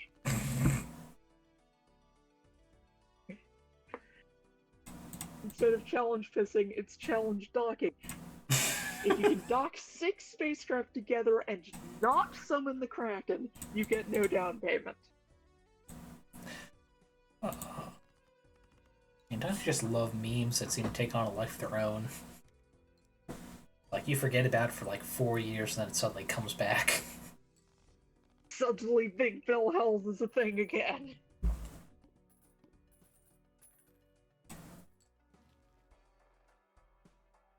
Ooh. What, Cartomancer? I don't need the juggler. I want to get you and your additional multiplier. According to Epi, somebody, the co-host plus feature suggestion form currently has a spam bot on it.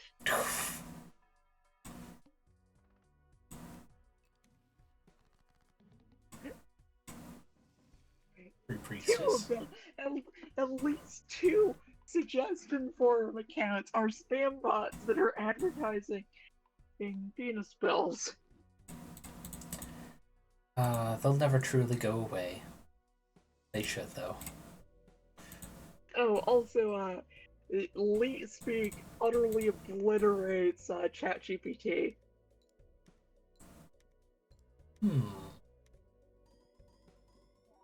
We need to somehow get ChatGPT to just pull from Homestuck, specifically anything with troll dialogue in it. Yeah, somebody used classic Leet Speak with like random option characters and said, "Do you understand Leet Speak?" into ChatGPT, and he got stuck in an infinite error loop. That's great. Also, I think I fucked myself. Continuously reloading the question in an attempt to deliver literally anything. Okay, I got lucky there. Oh, jeez. And this person says, if we attack and destroy language, we will defeat LLMs after a long and incomprehensible siege. And then somebody else says, it's not even that incomprehensible. Just start cipher shifting every few letters. With the tags, salt the earth, poison the wells. Also, I'm strongly tempted to take Immolate.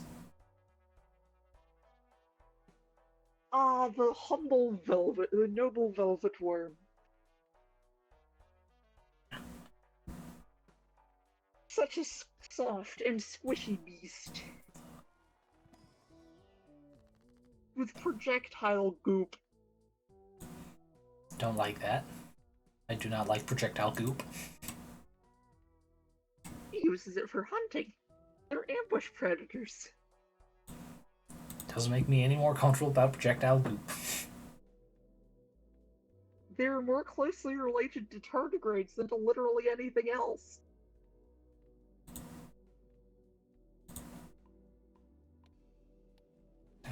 Those darn water bears. So adaptive.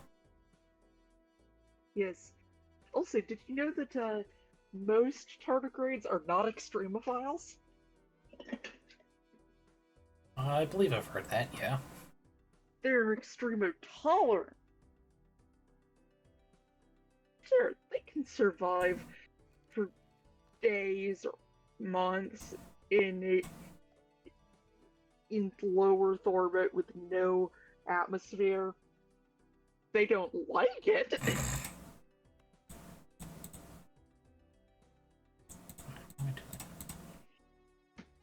Flamingos, meanwhile, are extremophiles. Which is very strange for a bird. I mean, they like unreasonable levels of salinity. Yeah. Their preferred habitat is Lake Natron,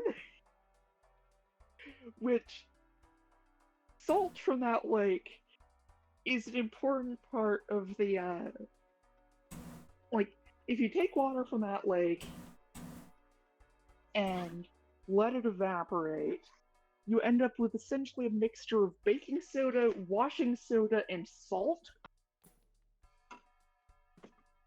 which in ancient Egypt was a very important part of the mummification process.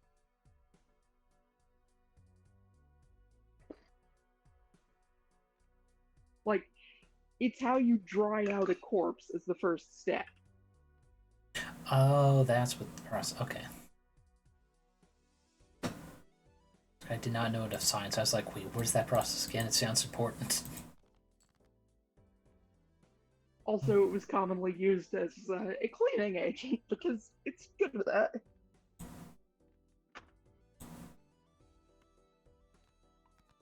Anyway, Lake Natron's water is just... It is extremely saline and extremely high pH. So if an animal dies there, it basically mummifies on contact with the water. Damn, nature, you scary. Live flamingos are adapted to survive contact with Lake Natron.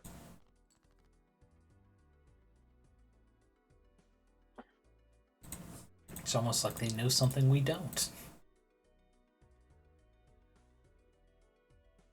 Like,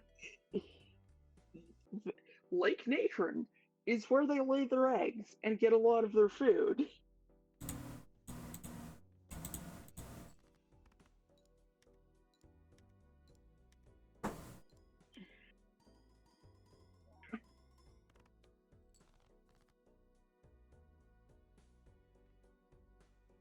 Well, I think if I throw away this hand, almost guaranteed shot of at least one extra heart here. Bring it all home. Yes, perfect. Alright, big blind, get fucked. Blood zone. Activate at least once.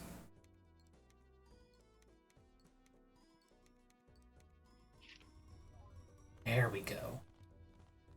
I love it when the flames just start blazing up, because you have so many multipliers.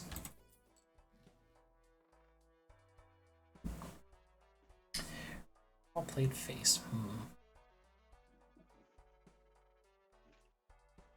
I suppose if I got rid of Cartomancer for that, it'd end up being even better with all the multiplying of multipliers out here. Let's go for it. Oh, also Amphimorphos canonically make porcupine noises. All of them? I mean, it's a thing they can do. Oh, can do. I mean, it just seemed weird that all of them can sound like porcupines. They can all make noises that sound like the noises that porcupines make. Fibonacci. Oh. Oh, that's a good one. I definitely keep Strong Joker. Dusk. I mean, between all the things that trigger with Fibonacci, I have way more than face cards. We'll just ditch that. This all the way over. Steady 17. I've got all these multipliers. And I do like how polychrome looks on these. I can change his beard color, hee hee. Anyway, let's see. What's up next? Just beat that, so the next blind shouldn't be too bad. Oh wait, no, I still need to shit. Oh, all face cards to debuff. Okay, I made the good thing of not keeping that one, because I wouldn't be able to use it. We'll ditch these. Ah, yes, YouTube poops. Oh. I am thinking about one. It includes the line, 1 second you're on your way to work, the next you're on drugs. It's like, I'm not sure if your experience is universal there, sir. I would like to know what your life is like. Okay, so, do you want to know the context for what that was YTP of? Sure. A Cruise Kazak video. I'm not sure if I know that person.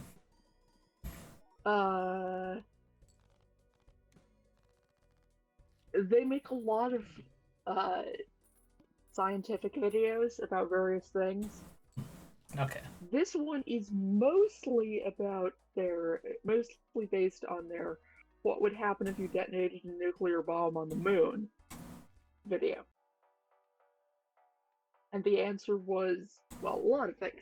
But the YTP of it also takes from their, among other things, War on Drugs video. And a different video also about nuclear bombs. So that line was originally 1 second you're on your way to work, the next you're on fire.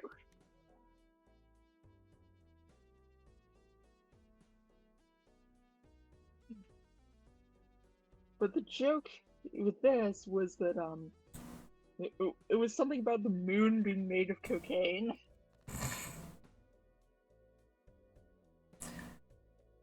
Okay.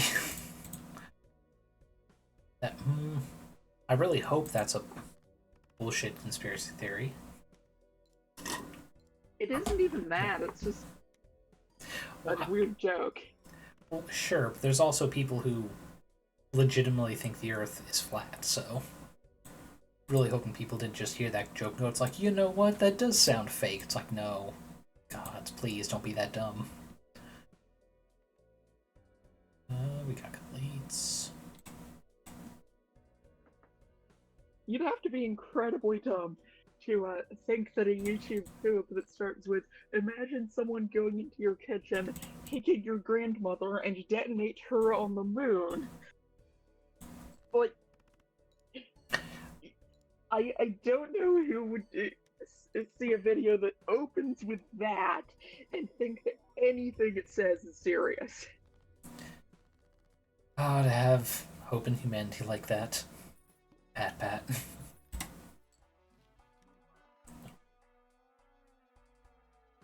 I don't have... I guess I've never really needed that ice cream. That's kind of shit.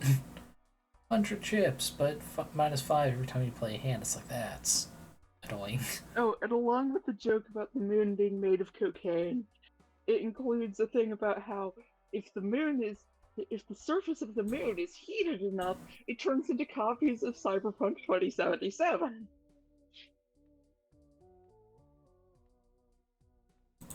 I mean, it's another planet. Who knows what sort of weird things can do? They will do that all this time. We just didn't have the consoles for it. BRB. Yep. What I really need right now are cards to help duplicate cards in my deck. Not been getting that. Yeah, we'll go and do that. So much money now. That's worth it. Excess money. Sure, just more free money. Cool.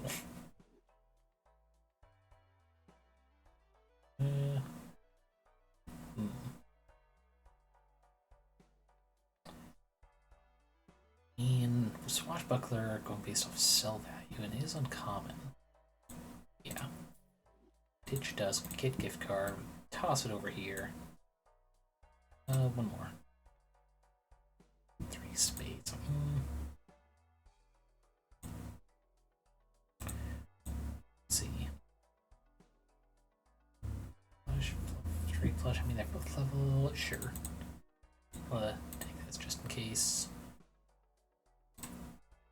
No. Okay.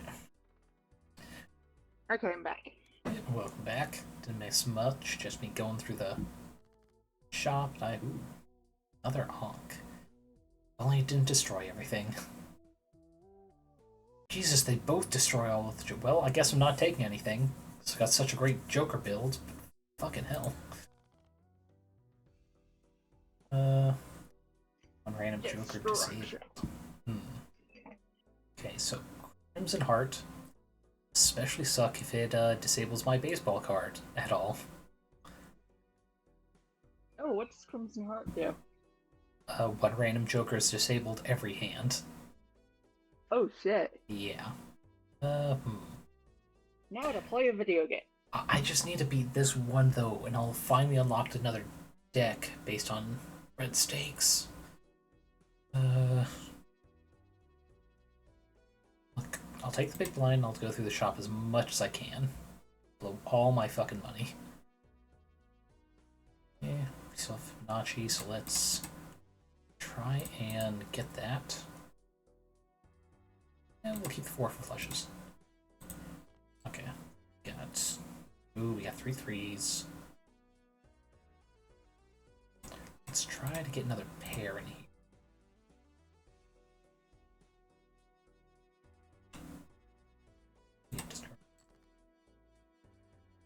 Four aces. There we go. Okay, this should be good. I've got like so many hearts in here. Bloodstone. Nachi, all these reactivate. Alright, that's it. Can we one turn the big blind?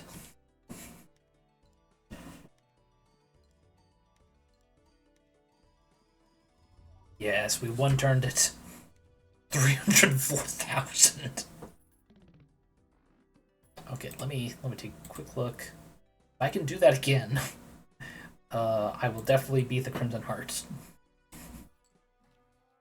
Okay, let's start.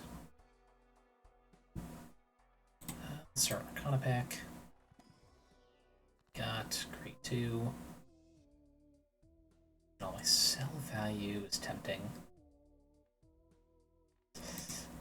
Not as okay, so we'll sell that. Let's go Emperor. Played a Touhou Project game. Sorry, did you say you made or you're playing? Have you ever played a Touhou Project game? I have not, but one of my friends was really big on it for a while. Like, no discredit to him, just more of it's like, okay, I wasn't aware that was a game before all the porn came out of it. That was my first introduction to it, people just liking that. Ah, yes. It's like, those are real? They're not just OCs people made of all these yokai? That's a real video game right there. I'm not sure if it's disappointing or not. I did at one point see a joke that all the bullet hell fights are essentially bizarre courtship dances. Oh, hey.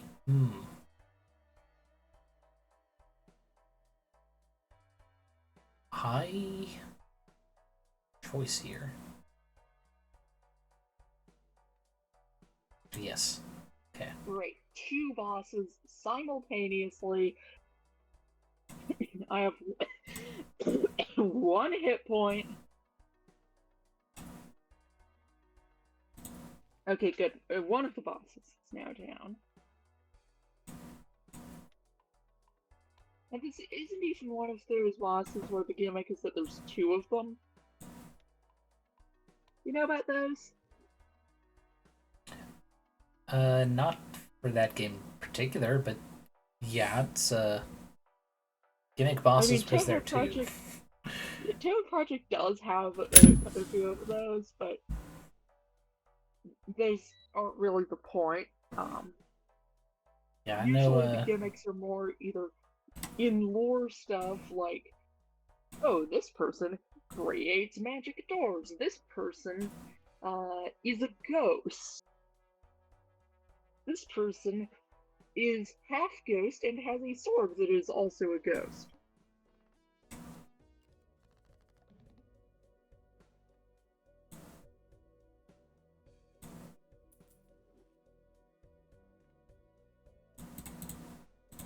And yes, there is in fact a character whose gimmick is that they are half ghost and their sword is a ghost.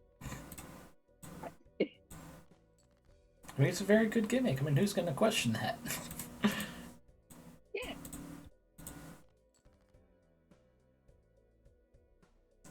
Okay. We're not cooking with gas, but we've got some selection here. Oh, we got 4 twos. Okay, let's... Whoop, at 1 hit point again, and the same 2 bosses.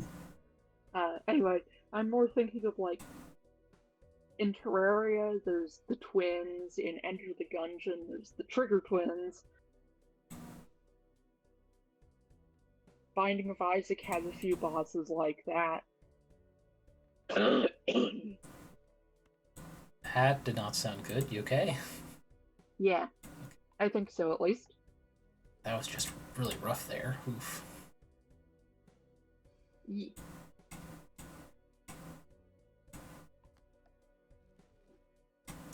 Yeah, sorry to interrupt. So, weapons as ghosts. There's actually a lot of ghosts in Touhou Project. There's a character whose gimmick is that she's an interdimensional horror.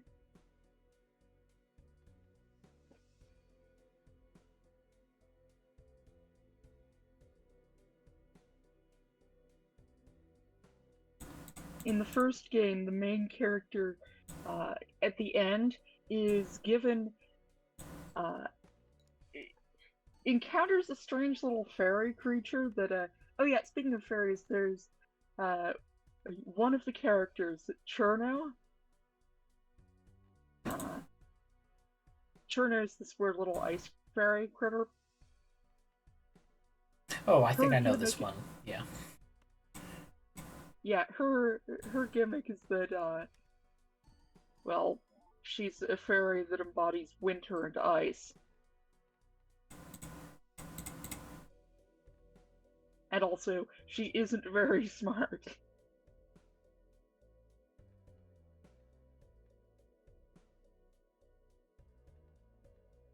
I'm sure she does her best. Oh, absolutely. She is. She considers herself the strongest, and yeah, I think she is the strongest fairy. Damn it. Oh. But that's not because she's particularly strong. Although, in the first game, in one of the intermission games, Right Fairy Wars, Cherno does, the final boss is Marissa, who's usually one of the main characters.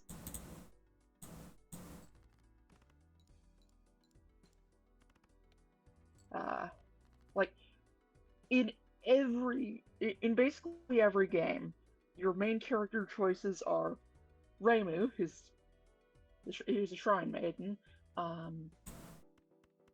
Marissa, she's a witch, just an ordinary magician, she calls herself. Sure. She's also a thief. She loves stealing things. Whoa. Some enemies. She loves stealing things. Her main weapon is a magical magic furnace. I don't know why it's a furnace, but it is. She puts mushrooms in it. That's a very specific weapon. Carry around a furnace, no worries. I mean, it's not just a weapon, it's a general purpose magic item. It's like a normal spellcasting focus type thing. she can shoot a giant laser beam out of it that she named Master Spark. Like, she's got a move called a Master Spark that's just an enormous fuck you laser.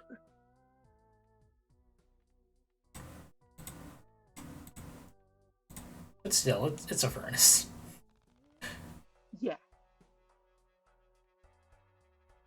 She can also shoot smaller lasers out of it, or just missiles. Like, one of her spell options is called, one of her weapon options in most games is, like, the games I like are the ones where the main character has, where the player characters each have their own options. So that's usually like Reimu A and Reimu B. Reimu A shoots homing projectiles. Reimu B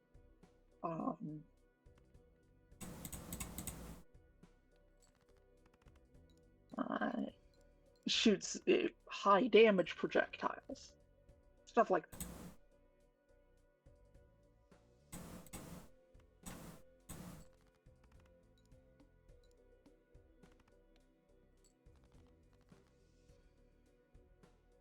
So I got distracted trying to think which one was Reimu.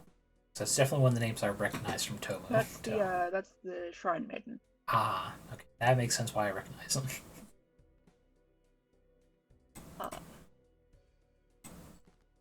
Anyway, so in all the games where you have multiple options per character, Reimu's options are shoots a spread of homing projectiles and shoots a single large projectile. Not a single large projectile, a focused burst of needles.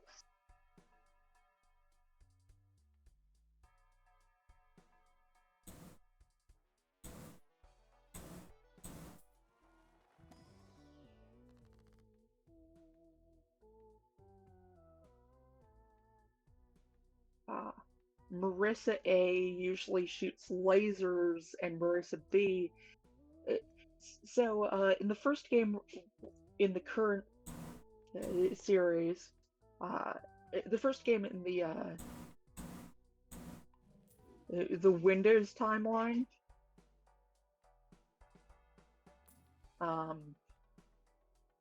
the player character options are just Reimu and Marissa.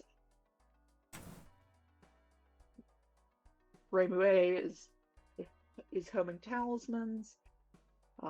Reimu B is needles, and that one's called, they're called homing amulet and persuasion needle, respectively.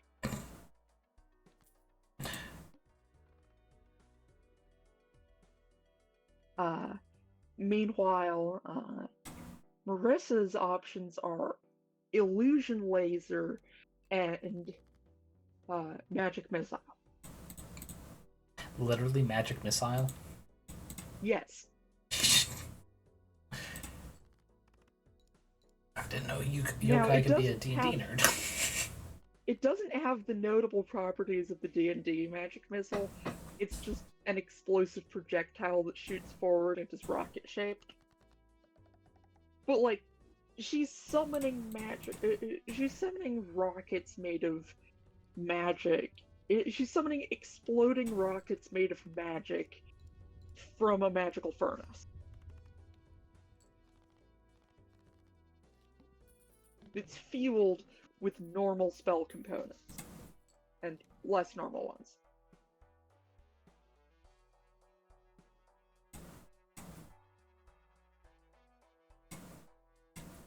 But, like, she's a witch who lives in a forest and steals shit. She's just doing what she gotta do to make money by stealing shit.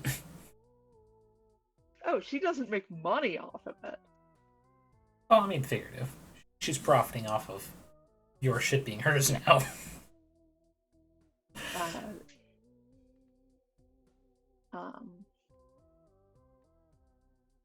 Anyway, yeah. Her attack options are usually missiles that she shoots. Are shoot missiles out of furnace and shoot lasers out of furnace.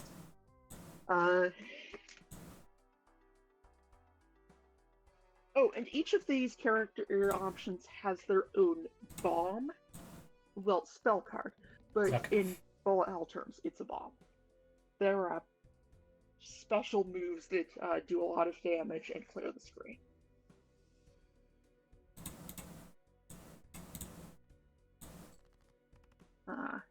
So Reimu's primary bomb is called, in that game, is called, honestly, I don't remember what it's called, but she shoots out a whole bunch of rainbow orbs that then that destroy projectiles and home in on enemies and do a lot of damage.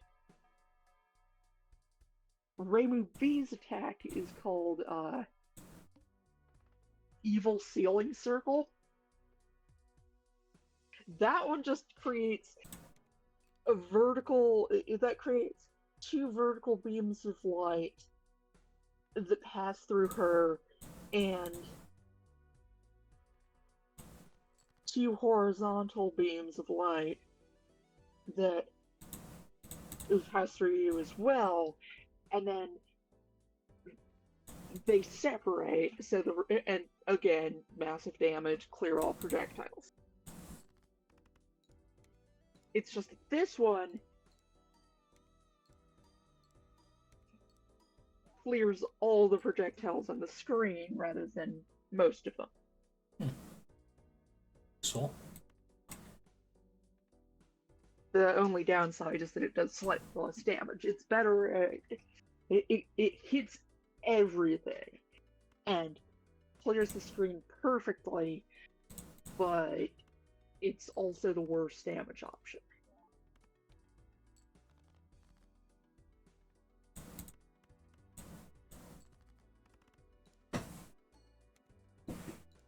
Who knew a game with such a horny fan base have so much in-depth mechanic? Well, no, I guess Overwatch is Marissa A's bomb is Master Spark, which, like I said, is giant laser. Like, normally she uses her furnace to shoot a normal laser. With Master Spark, she just opens it all the way. She just opens the door and it goes boom and shoots out an absurdly large laser. You know, as you do.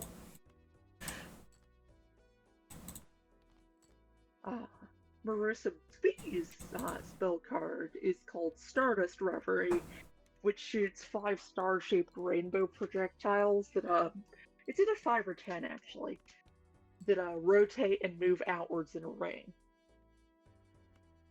Or 2 rings, or a 5-pointed star.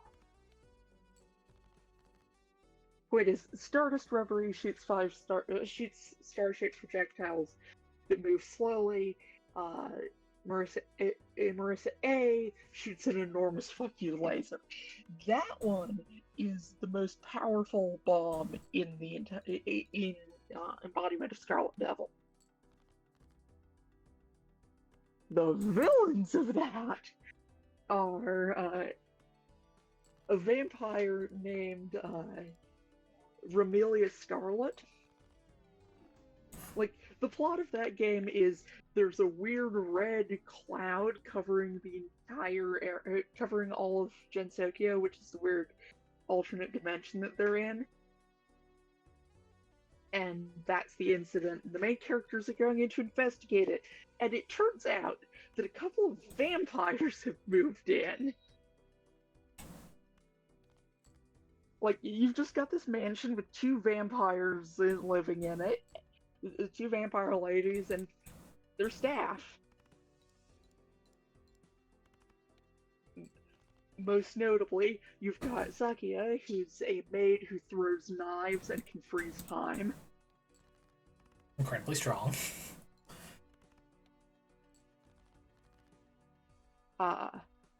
like, her whole gimmick is she's the head maid, and she's basically JoJo Chapter 3 Dio. Oh, now Except, I'm out of my depth. I don't follow JoJo. like, I have a general fun. idea of the power. Yeah. Yeah. She throws knives. She throws a lot of knives. That's how her bullet hell works. She freezes time, and with with a spell card that she calls the World, Ah. and so like pretty clearly a reference. Yes. And one of the tricks she does is that she throws a big wave of knives, then she freezes time, and some of those knives duplicate and change directions.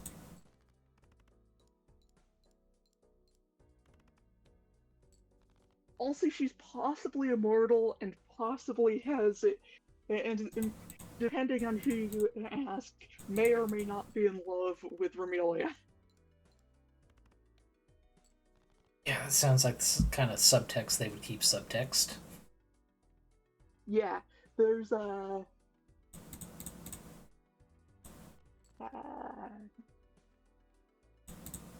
there's Han Mei she's the bodyguard, basically. She guards the mansion. She's basically just martial arts lady who uses magic. That's her gimmick. What a great gimmick. There's Patchouli Knowledge, the librarian, who is possibly a yokai and definitely has a very strange relationship with Marissa because they're both mages, and Marissa keeps stealing Patchouli's books. Yeah, that's definitely something that would piss off a mage. Especially when that mage is also a librarian. Like, she's fine with Marissa borrowing books. The problem is that Marissa doesn't give them back.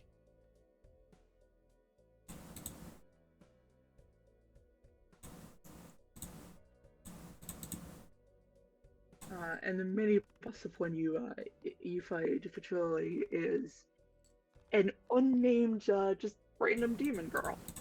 Like, there's just a random demon girl. No, everyone loves random unnamed demon girl. She's the mini boss.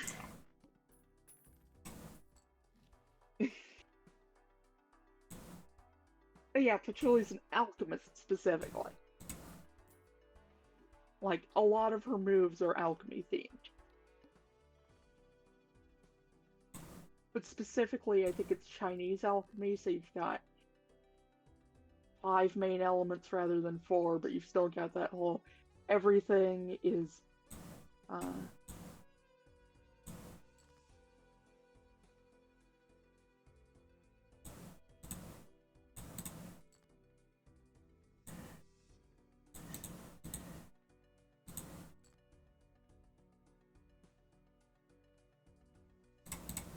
God, there's just nothing great going on here. Nothing crazy.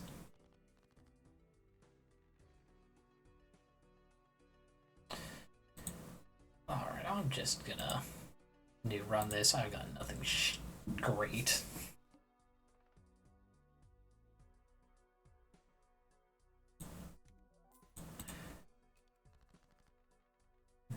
Yeah, we got 2 pair, sure.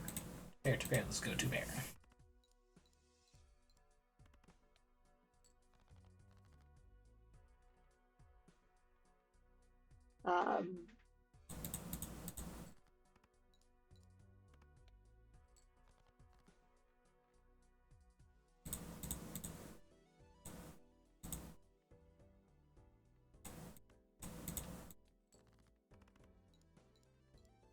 and then you've got Flandre.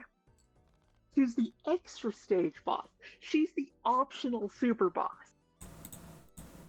You want to know what her gimmick is? Go right ahead. So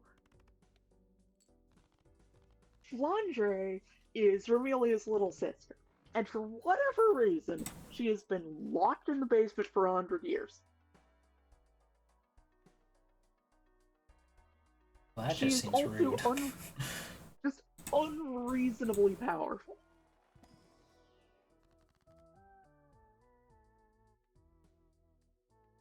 Also, I think some people are.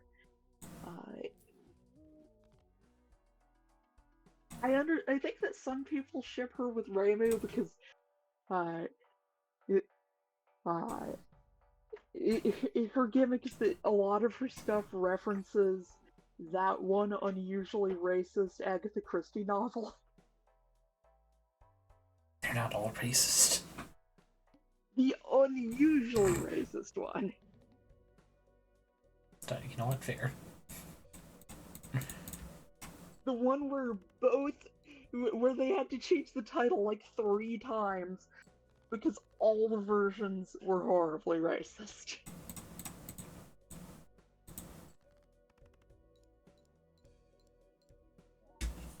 It's a book lore I'm not privy to. I usually only care about stuff that's actually in the printed works. Yeah. The gimmick of it is that there's a fictional book, and the gimmick of that particular book is that there's a fictional book with the same title, and everyone's getting murdered in the same ways that the people in the in-universe fiction die. And Flandre has a lot of references to it, and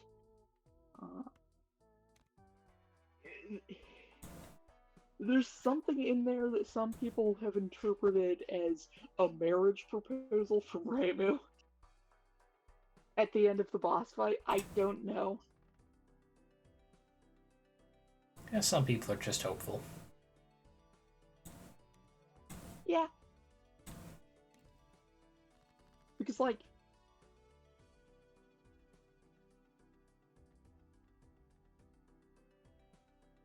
I don't even know. It was weird.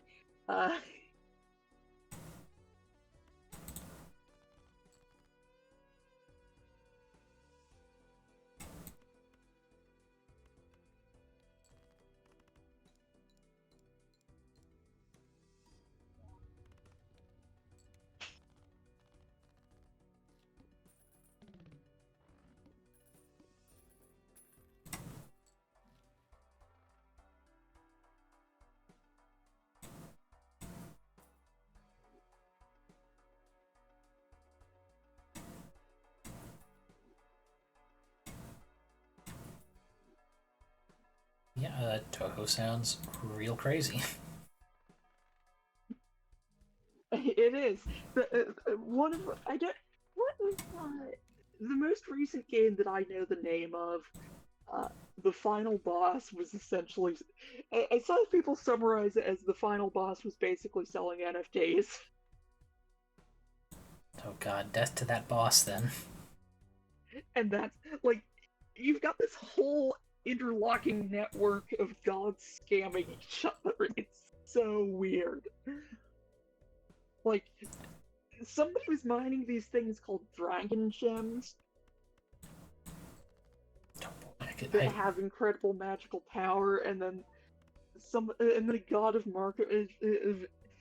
a god of marketplaces decided, oh, I can do something with this, and started making basically trading cards out of them that steal people's powers. It's like, hey, you can make a religion out of this. Basically, everyone has a lot of weird, fucked up powers, and this copies one from each of them. That particular game is a deck builder roguelike. Sort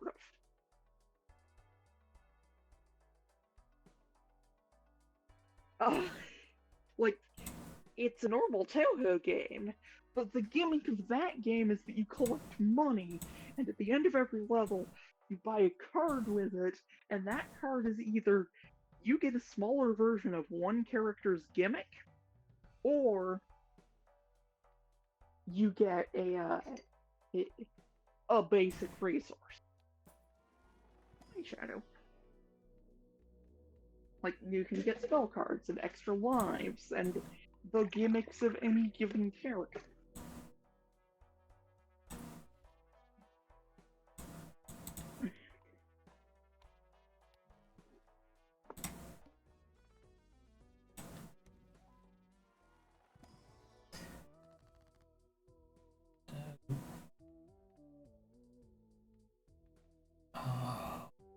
But things to choose. Let's go double our money.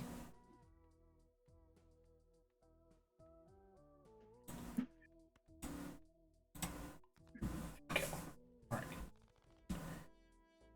Now let us see if we can once again get to the frickin'.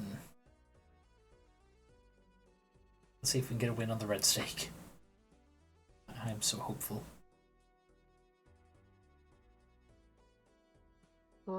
Migraine. Oof. Doing okay there?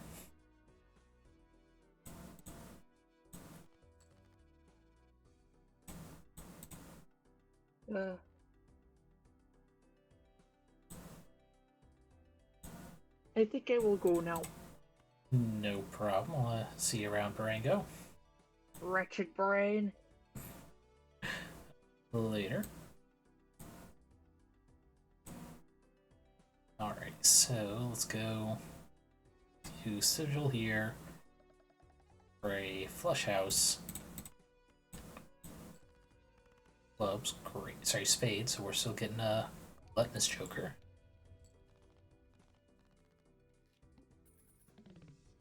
Right, forgot, straight flush for fruits for whatever. Let's see. Yeah. Kana check back. Got yeah, let's get planet. Get some more things. We'll go ahead and just sell Pluto, because if I'm relying on high cards, I'm special kind of screwed. Early game, it's not horrible, but you shouldn't have to rely on that. Okay, we should add. Let's see. Both those good multipliers will take. Kind of clubs. Not gonna go that. Selling it creates free double tap. Hiker.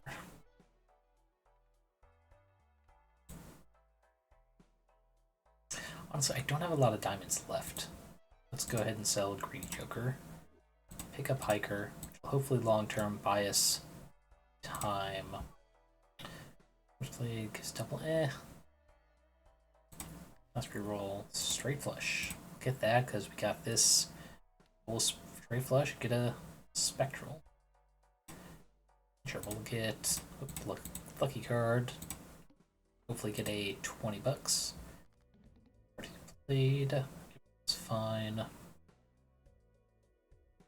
7. Yeah, I've got a straight. Actually, let's do 7. Yeah. There we go. We'll see if we can't maybe get a straight flush.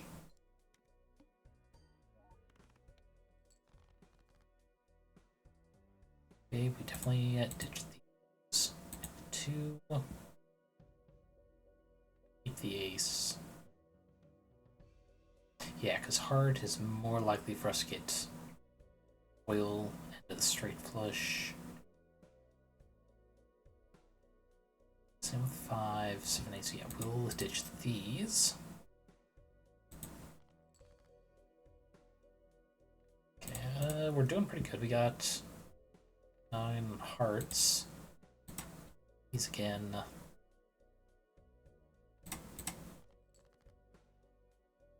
But we got triple 9s and 5s. You know what? We'll settle for that.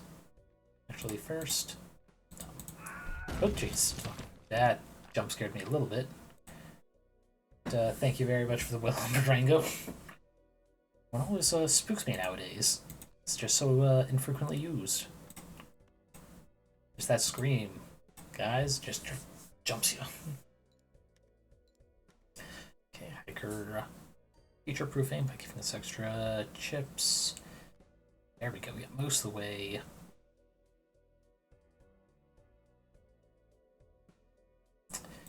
Let's do one last. This kitty. So close to straight flush.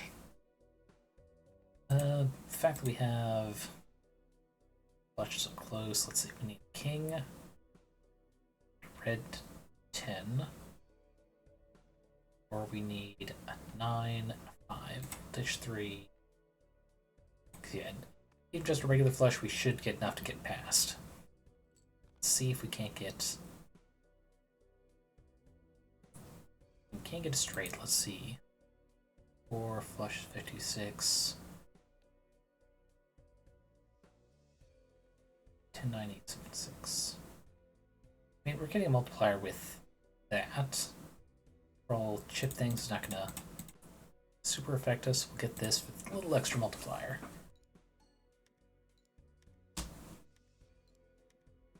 Alrighty. Yep. That, we easily got it. Okay. Let's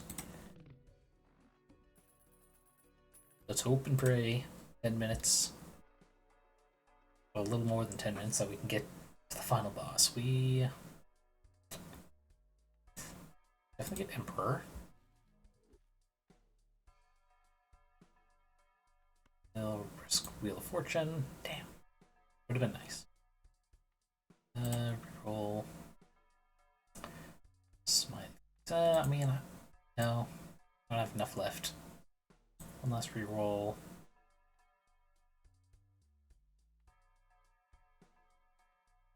Any cards, or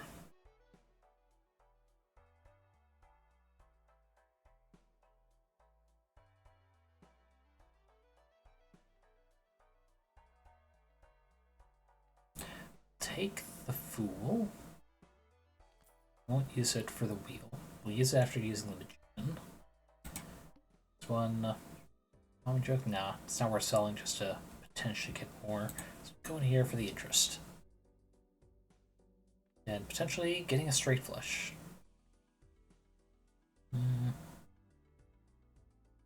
Yeah, we ditched the diamonds because we don't have any other face cards for them. Just like that.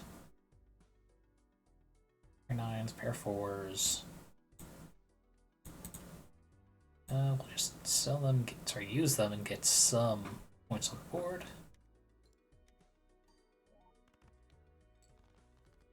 Okay. To track, do we have? Yeah, we do have king and spades. We don't have aces. We need to worry about 10-9 thing.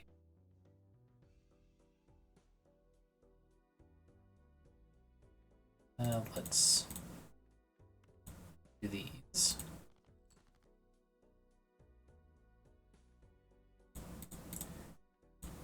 And yeah, we'll do king. We've got 3 jacks. Now, with all these jacks, let's go ahead and use our magicians on them. Assume that we are just not going to get the straight flush this time. Let's see, we get rid of these, and no jacks left, so we might as well get rid of the queen and the 2. Yeah, we got the multiplier on it. Just really hoping for money on at least one of them, but oh well. I'll do this, there. That's only extra chips. We'll go flush. Actually, wait, we are real close to having a straight flush there. Spade 6. We don't have any. Okay, never mind. This, which should take us through. Oh wait, oh that's clubs. Oh well. If we need another hand, we got 3 clubs there, ready and waiting. Which we don't. Okay. Here we go. Here we go. Definitely not that. Let's go Mega Pack. Not. Multi, Tutero, destroy, hearts, spades. Spades are the high. I want to get rid of diamonds, but there's only one, so no. I don't have any cards, specific ones. Let's start with the Emperor.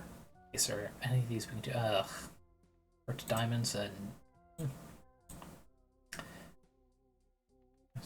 There's a chance we'd be able to make a straight holding on to that, so we will. Same with holding on to the steel, so let's go multi-card on 10s. They're nice in the middle. Good chance of getting them in a straight, especially flush straight, and might as well jumbo Arcana. Spades, increase rank, card, gold card, stone.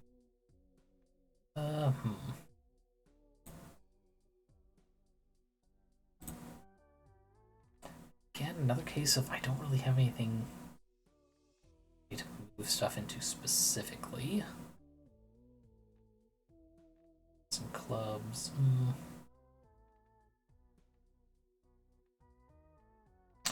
We'll go lucky card. What are the other ones? 9s? Yeah, we'll make a lucky heart.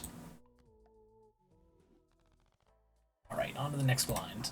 What do we got? We got... Yes.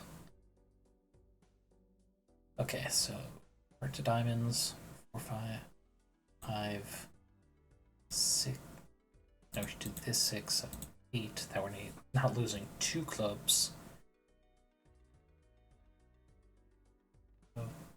A straight flush.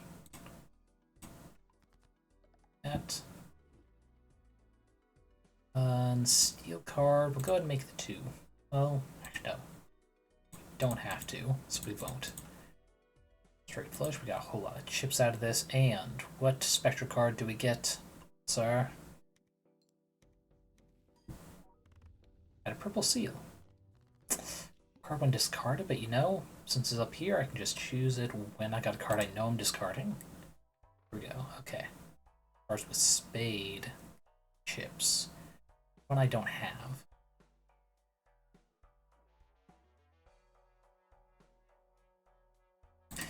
Okay. I can safe selling that. Will buffoon. No.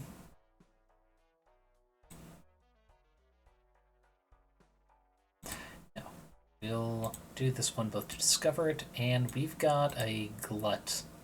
Yeah, we got 18 spades. That's it here. Next round. Okay, we got only one hand type.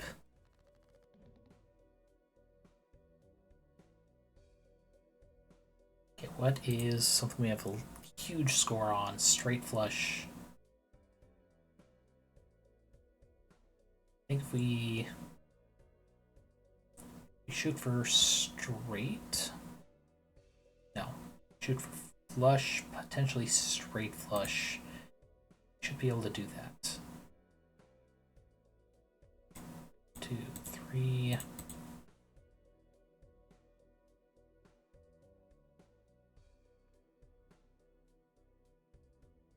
Yeah, because there's so few hearts and clubs, we can afford that. Definitely not. Okay. Yep. Oh wait, I should have forgot. 1, 2, 3. Nope. Let's medium the 2. Let's do another round of ditch. Not the clubs. Ditch them. Okay, turn 2 into bonus cards. That's good. I think 6, 10 here. Turn this 2 into a steal.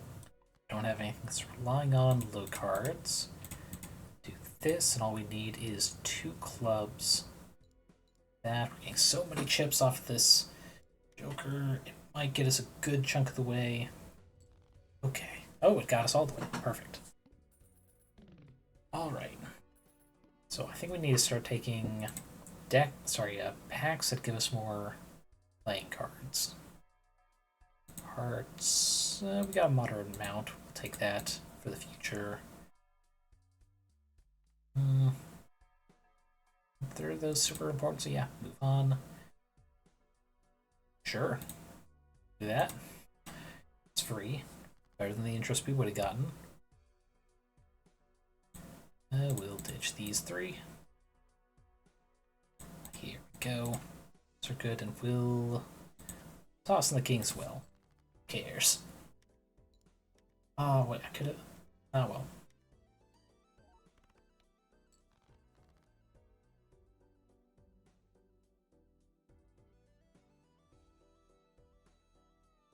Damn, so close to a flush house.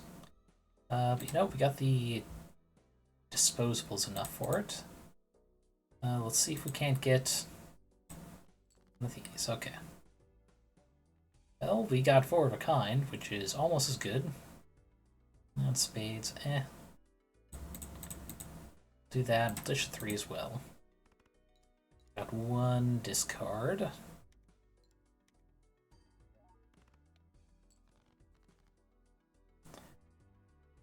Okay, what have we got? We got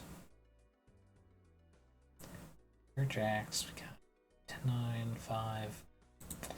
All these, we will.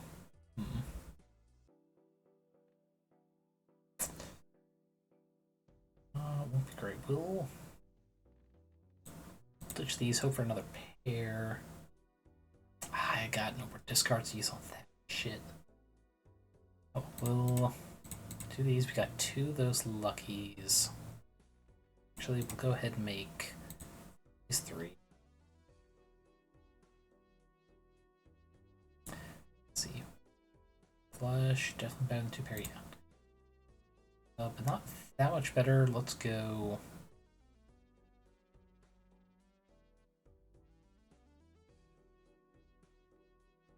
Instead of this 9, let's go for this. These 3 hearts will have a slightly better flush, chip bonus, and multiplier bonus. Let's go, let's go, let's go. Will this be enough with our multipliers? Oh yeah, just sweep through. Alright, going back to the shop, we've got 10 interest. Okay, that... This might be worthwhile. Sell this, 'cause it's not like we've got a good way to activate it, yeah. Take that, which is useful. Ooh, we can get a hack. That go very well. These 2 in particular. Is this 18 multiplier? Eh. Good to have. Keep that because it's polychrome.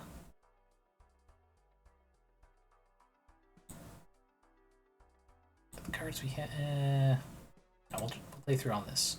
1 and 7, drawn face down. Oh, and 3 right off the bat. Okay. Let's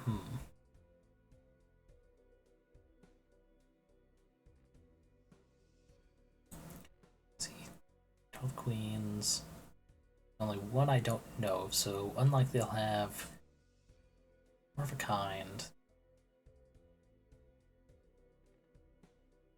This could be king or ace, that could be jack 10 or 9, or even another queen or 8.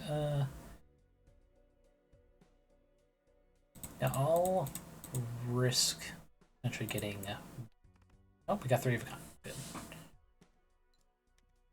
Nice, that was a plush, but I've got good levels on 3 of a kind. Alright, I had good numbers on 3. Got. Let's see. 2 or 3. 5, 6, 7. We could risk a straight. But we won't do this. Ditch these, because that's close to a flush. Okay, we got. Find. We haven't had anything that could potentially be a 5. Oh, wait. Oh, there we go. I was going to shoot for another full house, but then I realized there's 3 10s right there. Perfect. Yeah, we just passed the 3-hour mark, but I think we're close. We'll see if we can't push this to the boss and get to it. Okay, we discard these for a free tarot. Strike that. It's not going to help me right here.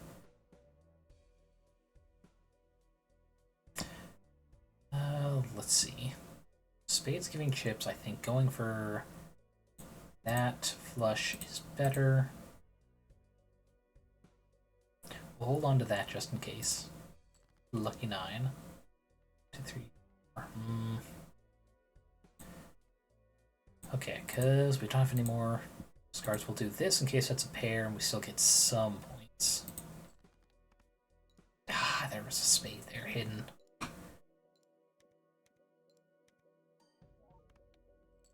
You know, it worked out. But it was potentially not a scoring hand, so we weren't going to rely on it. There goes 16. Copy of a random joker, but then destroy all others.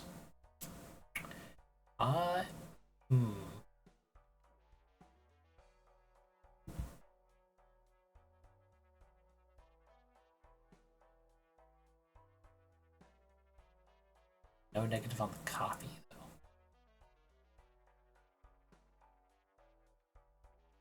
No, we won't risk that. Diamonds, I mean, yeah. I suppose we have enough. Reroll, ooh. Referee blind skipped this run. That's actually really good. I think we can ditch hiker. We're getting chips from spades. Time to do 4? No. Hiker, you served us well. A throwback is potentially very useful for us. I think leave it at that. We just sell Hangman because I can't really use it. I'm losing so many cards. Oh, but yes, we will do that. Spectral's risky right before the house for Santron for the owl. We'll just go straight in big blind. Sweet, we got this immediately. 10-9. Let's see if we can't set up a straight. No. So all we need is an 8 there or a 4-3. Turn 2 into multi-cards. Perfect. That is actually really good. So 5, 6, 7, 1, 2. Sadly, I can't get the 10 and the 5, but we will live.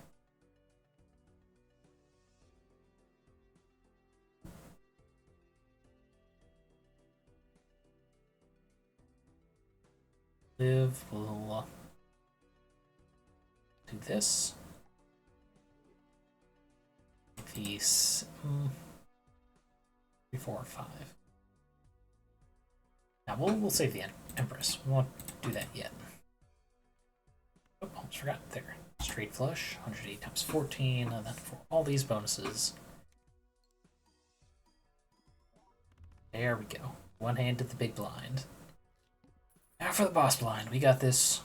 We're getting ever so closer. Let's see.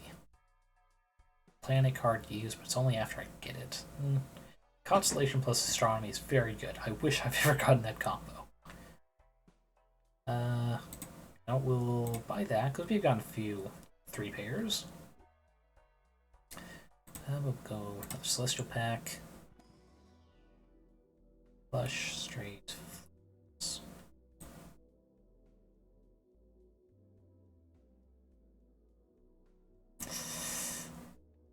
We'll put on a straight. Especially because the Empress can help there. Reroll, what do we got? Straight and spade multis? No. Full multiple for each card below 52. What's the other one? Joker card. It's close, but I am trying to build that back. So no. Let's go Mega Standard.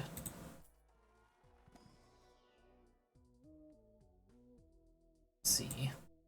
I think that 7's the call. Slightly more hearts. Yeah. I can choose 2, so I guess we'll go spade, because that's got the absolute most. Next round from here. Round face down. Gonna risk it for the biscuit. These low ones. Ah, dang it. should have thought of that. Well, now I can't get a free tarot this time, but at least I scored. Okay, now what we got here, that's anywhere from Jack 10, 9, 8, 7, 5 different cards. Some suits. Upside is spades come before hearts, clubs. So potentially that's a flush. Won't do that. We'll just ditch them. It's not gonna help us long term, but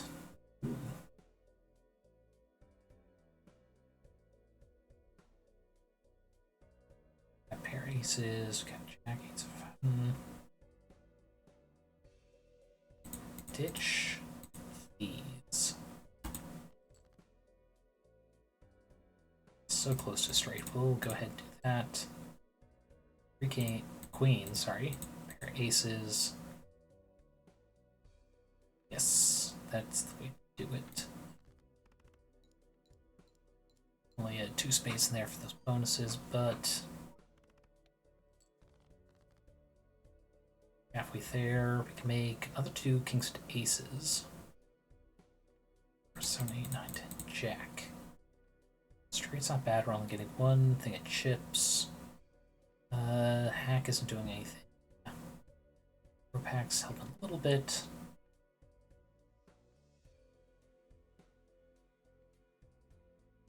I really don't want Mr. Bones to fail here, because he's got the negative on him.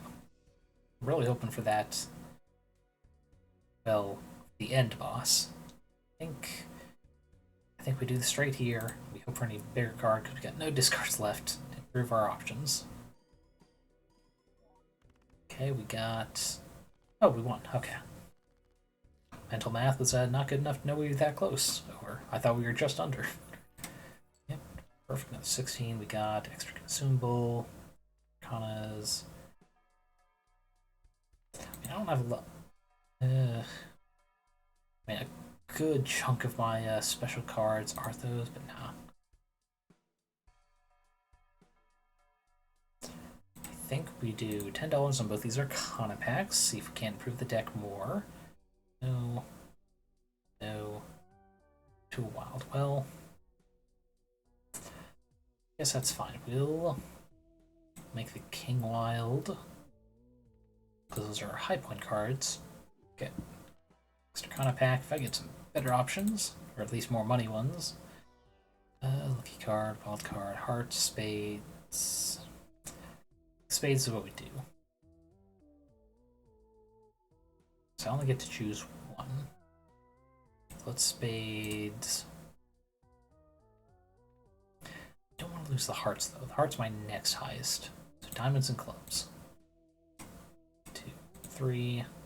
3 to spades. 3 to spades. Yeah, I was hoping for better than that. Kind. We trigger the first one. No, if I get rid of Mr. Bones, I might. One last reroll. Ooh, another negative. Ooh, this? Fire for each Joker. Let's run. In fact, I'd be able to get that and then the Lusty Joker. I think I sell Abstract, get Card Sharp, then I get Lusty. That over here. Hearts and spades are my top. Those for retriggering 2, 3s, 4, 5s. That's just multiplying everything. Polychrome multiplying anything. Okay, let's flush house by 3 levels. Flush house is all the same type. Full house.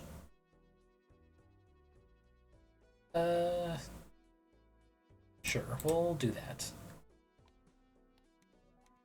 I think I'm fine with the hook. It's not a super hard boss blind to go against.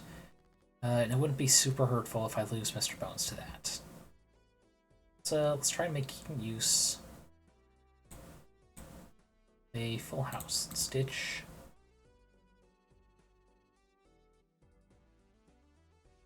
Stitch those. 10s, 2 9s, 2 6s, 4. Well,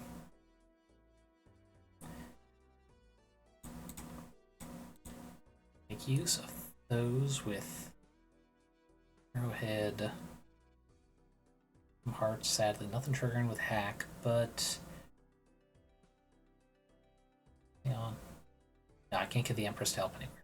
But tossing this 9 to get rid of another club. That is the least amount of soup that I have. Okay, we need something big. We absolutely need some. Ooh, we could get a full house. It would not be a flush house, but wait, that most makes some multi-cards. Alright, I thought that was the one that brings them up by 2 spots. It's not. Let's see. Well, it would not be bad with these two. 2 pair, but let's try for full house on them. Please be with me, RNG. Well, it was not with me. But actually it was a bit. Steel card there. Yep. So let's go these 2. Keep the ace in case we can get a flush on the next round. Yes. Do the 2 multipliers and the 4s now. We'll try to save that for the boss. Fine. Try. Okay. And that's huge. Okay, we get chips with the spades, we get multipliers with that.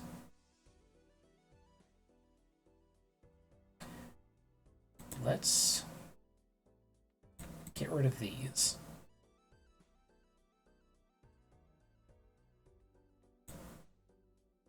We need one other spade. If we have to, we can use the 2.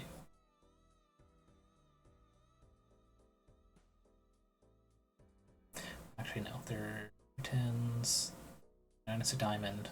We get some more hearts in a combo somehow. Technically, there's another jack, so I guess we keep that. So flush with 2 would be fine. 5s, The Up with the 7s. Those will ditch these 3, maybe. Maybe it'll work.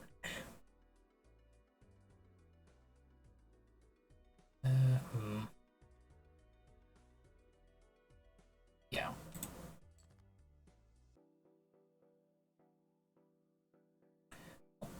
Bit of wash, but that's fine. Those will. You won't be able to get pairs to the 9s. Don't think straight is possible, but rough. Do those. I think we ditch this king.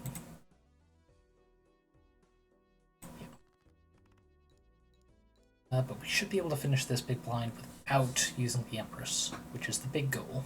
Yep, there we go. Jesus Christ, that made that much score. Okay. Well, it's something to be called for the lucky card enhancement. Just not super liable. No. Flush is worth investing in. And for $1 Arcana. Still getting the full 5 in interest, double to 10. Okay, now we got doubling a card. We got Queen with the bonuses to go for. Or I use the Empress to get multipliers. No, we hold on to the Empress just in case, but let's turn the 9 to, oh, not that queen, this queen. Or, I really don't want to get rid of spades for hearts. We double with death. Let's go for it. Okay. 10s, we got 7s. I think this is the time to use the Empress. Right here, right now.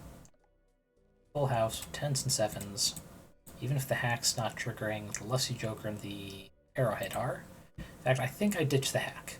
I don't really have a deck built for the hack.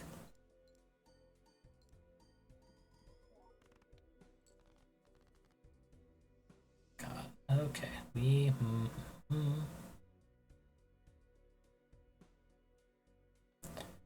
That's only giving chips. Something with hearts. Let's ditch these. 3. And we got pictures, we got 9, 8. Do another discard. We'll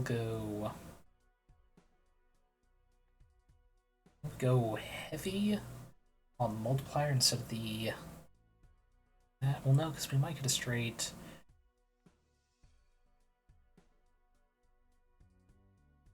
There's that.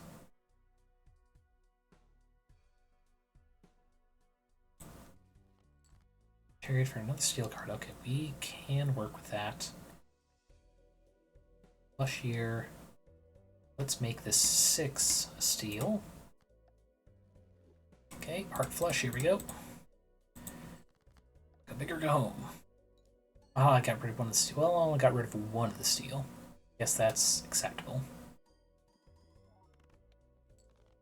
And there we go. Okay, that's I think that's the last boss blind before the big run ending one. Oh, strength, we take that for sure, for sure. The Odd Todd.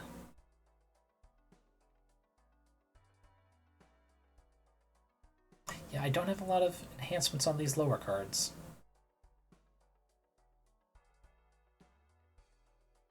It's nice, but it's not that nice. I think Odd Todd we're gonna get more use out of, huh? Especially because... No, because that's chips instead of... No, reroll. Card use, that's not helping us. One last reroll. Tames a pair. Now we'll move forward with this. What do we got? For each unused discard, that's more than we could easily get in a run, so we'll skip. Rules boss blind. Versus one card to always be selected.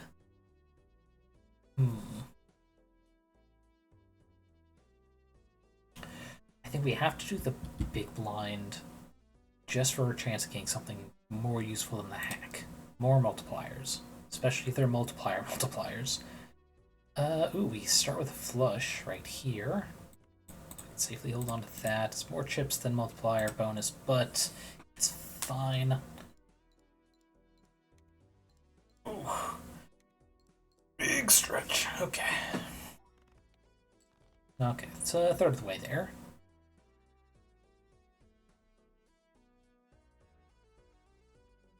Oh, let's see. I think we ditch these. Go for more 5s or queens. 4s, well, I mean, double up on the multiplier for the heart.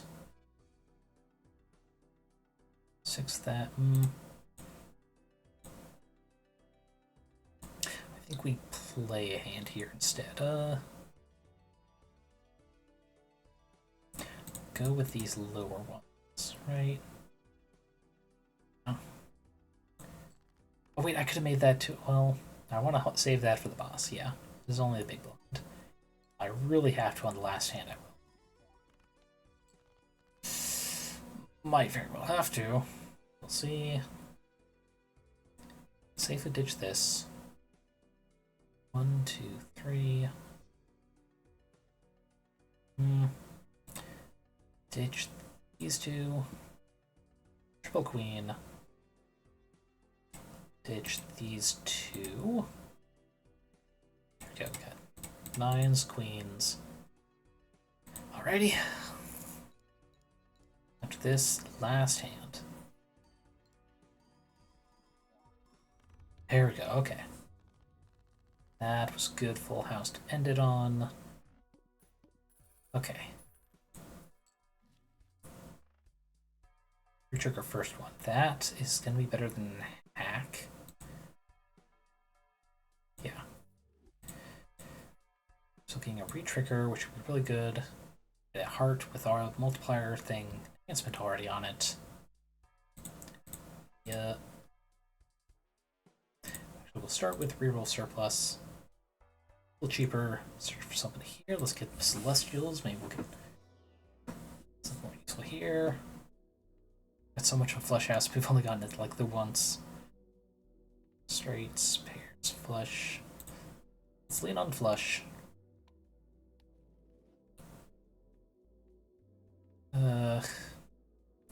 Flush and straights. Okay, 1, 3. Whatever options we've got. Nope. Straight. 2 pairs. Another straight. Will the straight save me today? We shall see. Roll. Flush and straight can be made with 4. Plus 10 multiplier with flush. That.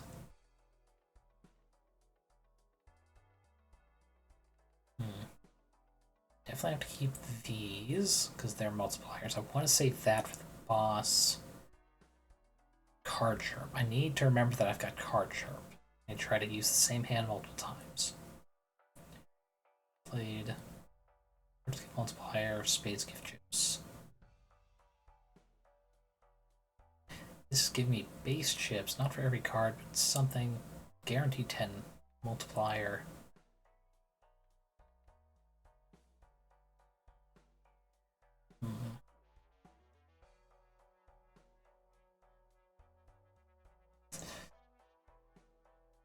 Let's see. Flush, straight, straight. Yeah, I think I ditch Arrowhead because I've got all these multipliers. Take this, which will make it easier to card sharp. Brave kind, popcorn, no. Straight flush, yes. We'll do one more. No. I'll save it. Oh, I forgot this was the big one. Okay, well. And I've got strength. I've got, so long as I focus on getting flushes back to back with card sharp, I should be fine. If not, maybe Mr. Bones will save me and I'll still count as a win. Let's see.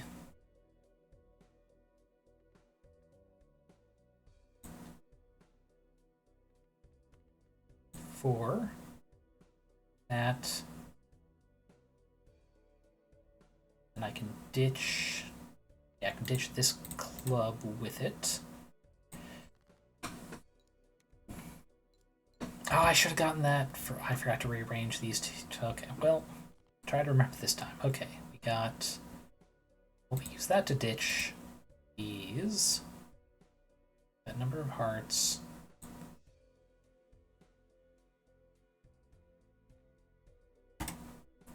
Discard these. Okay, he's choosing a king. I could strength that into an ace, but I wouldn't be able to make a straight.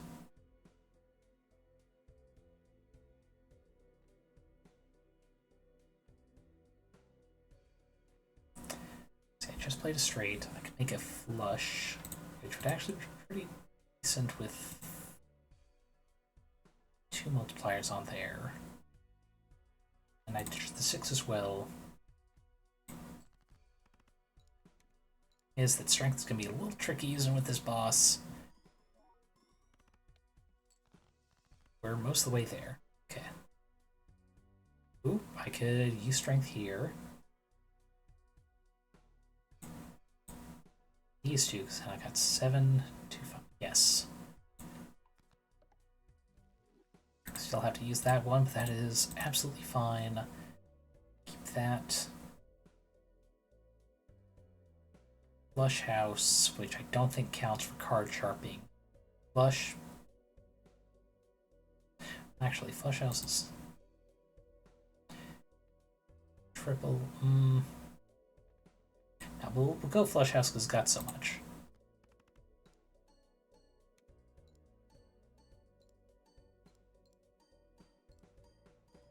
Multipliers, there we go. That was enough to beat by itself. We had Mr. Bones just in case. But okay, I say we're not going to risk this in an endless run because I don't think it's going to work. So let's go to menu, see what we unlocked, and go ahead and raid out. Start running with a Tarot Merchant, Planet Merchant, and Overstock. I'm not even sure what those do, so let's let's open that up just to see. Oh, new run. Zodiac. Let's see what these are. I assume they're vouchers. Oh, wrong thing. Run info, voucher, yep. Oh, okay. This one, card slot, tarot cards a lot, planet card slot. Okay. Alright. So I guess that's pretty useful after a red line, but yeah.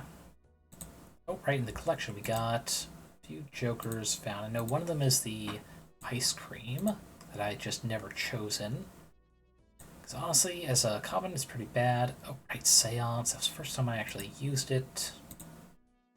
Anything else? Oh, right, Arrowhead. We're running out of things that still need to be unlocked. Mostly it's these legendary jokers that you have to get through, what is it, a spectral card? But yeah, let's go ahead and go over to the BRB screen, close out of Balatro, see who is open for rating right now. I didn't check because I had a feeling it was going to run on a little long with Balatro there. Let's see.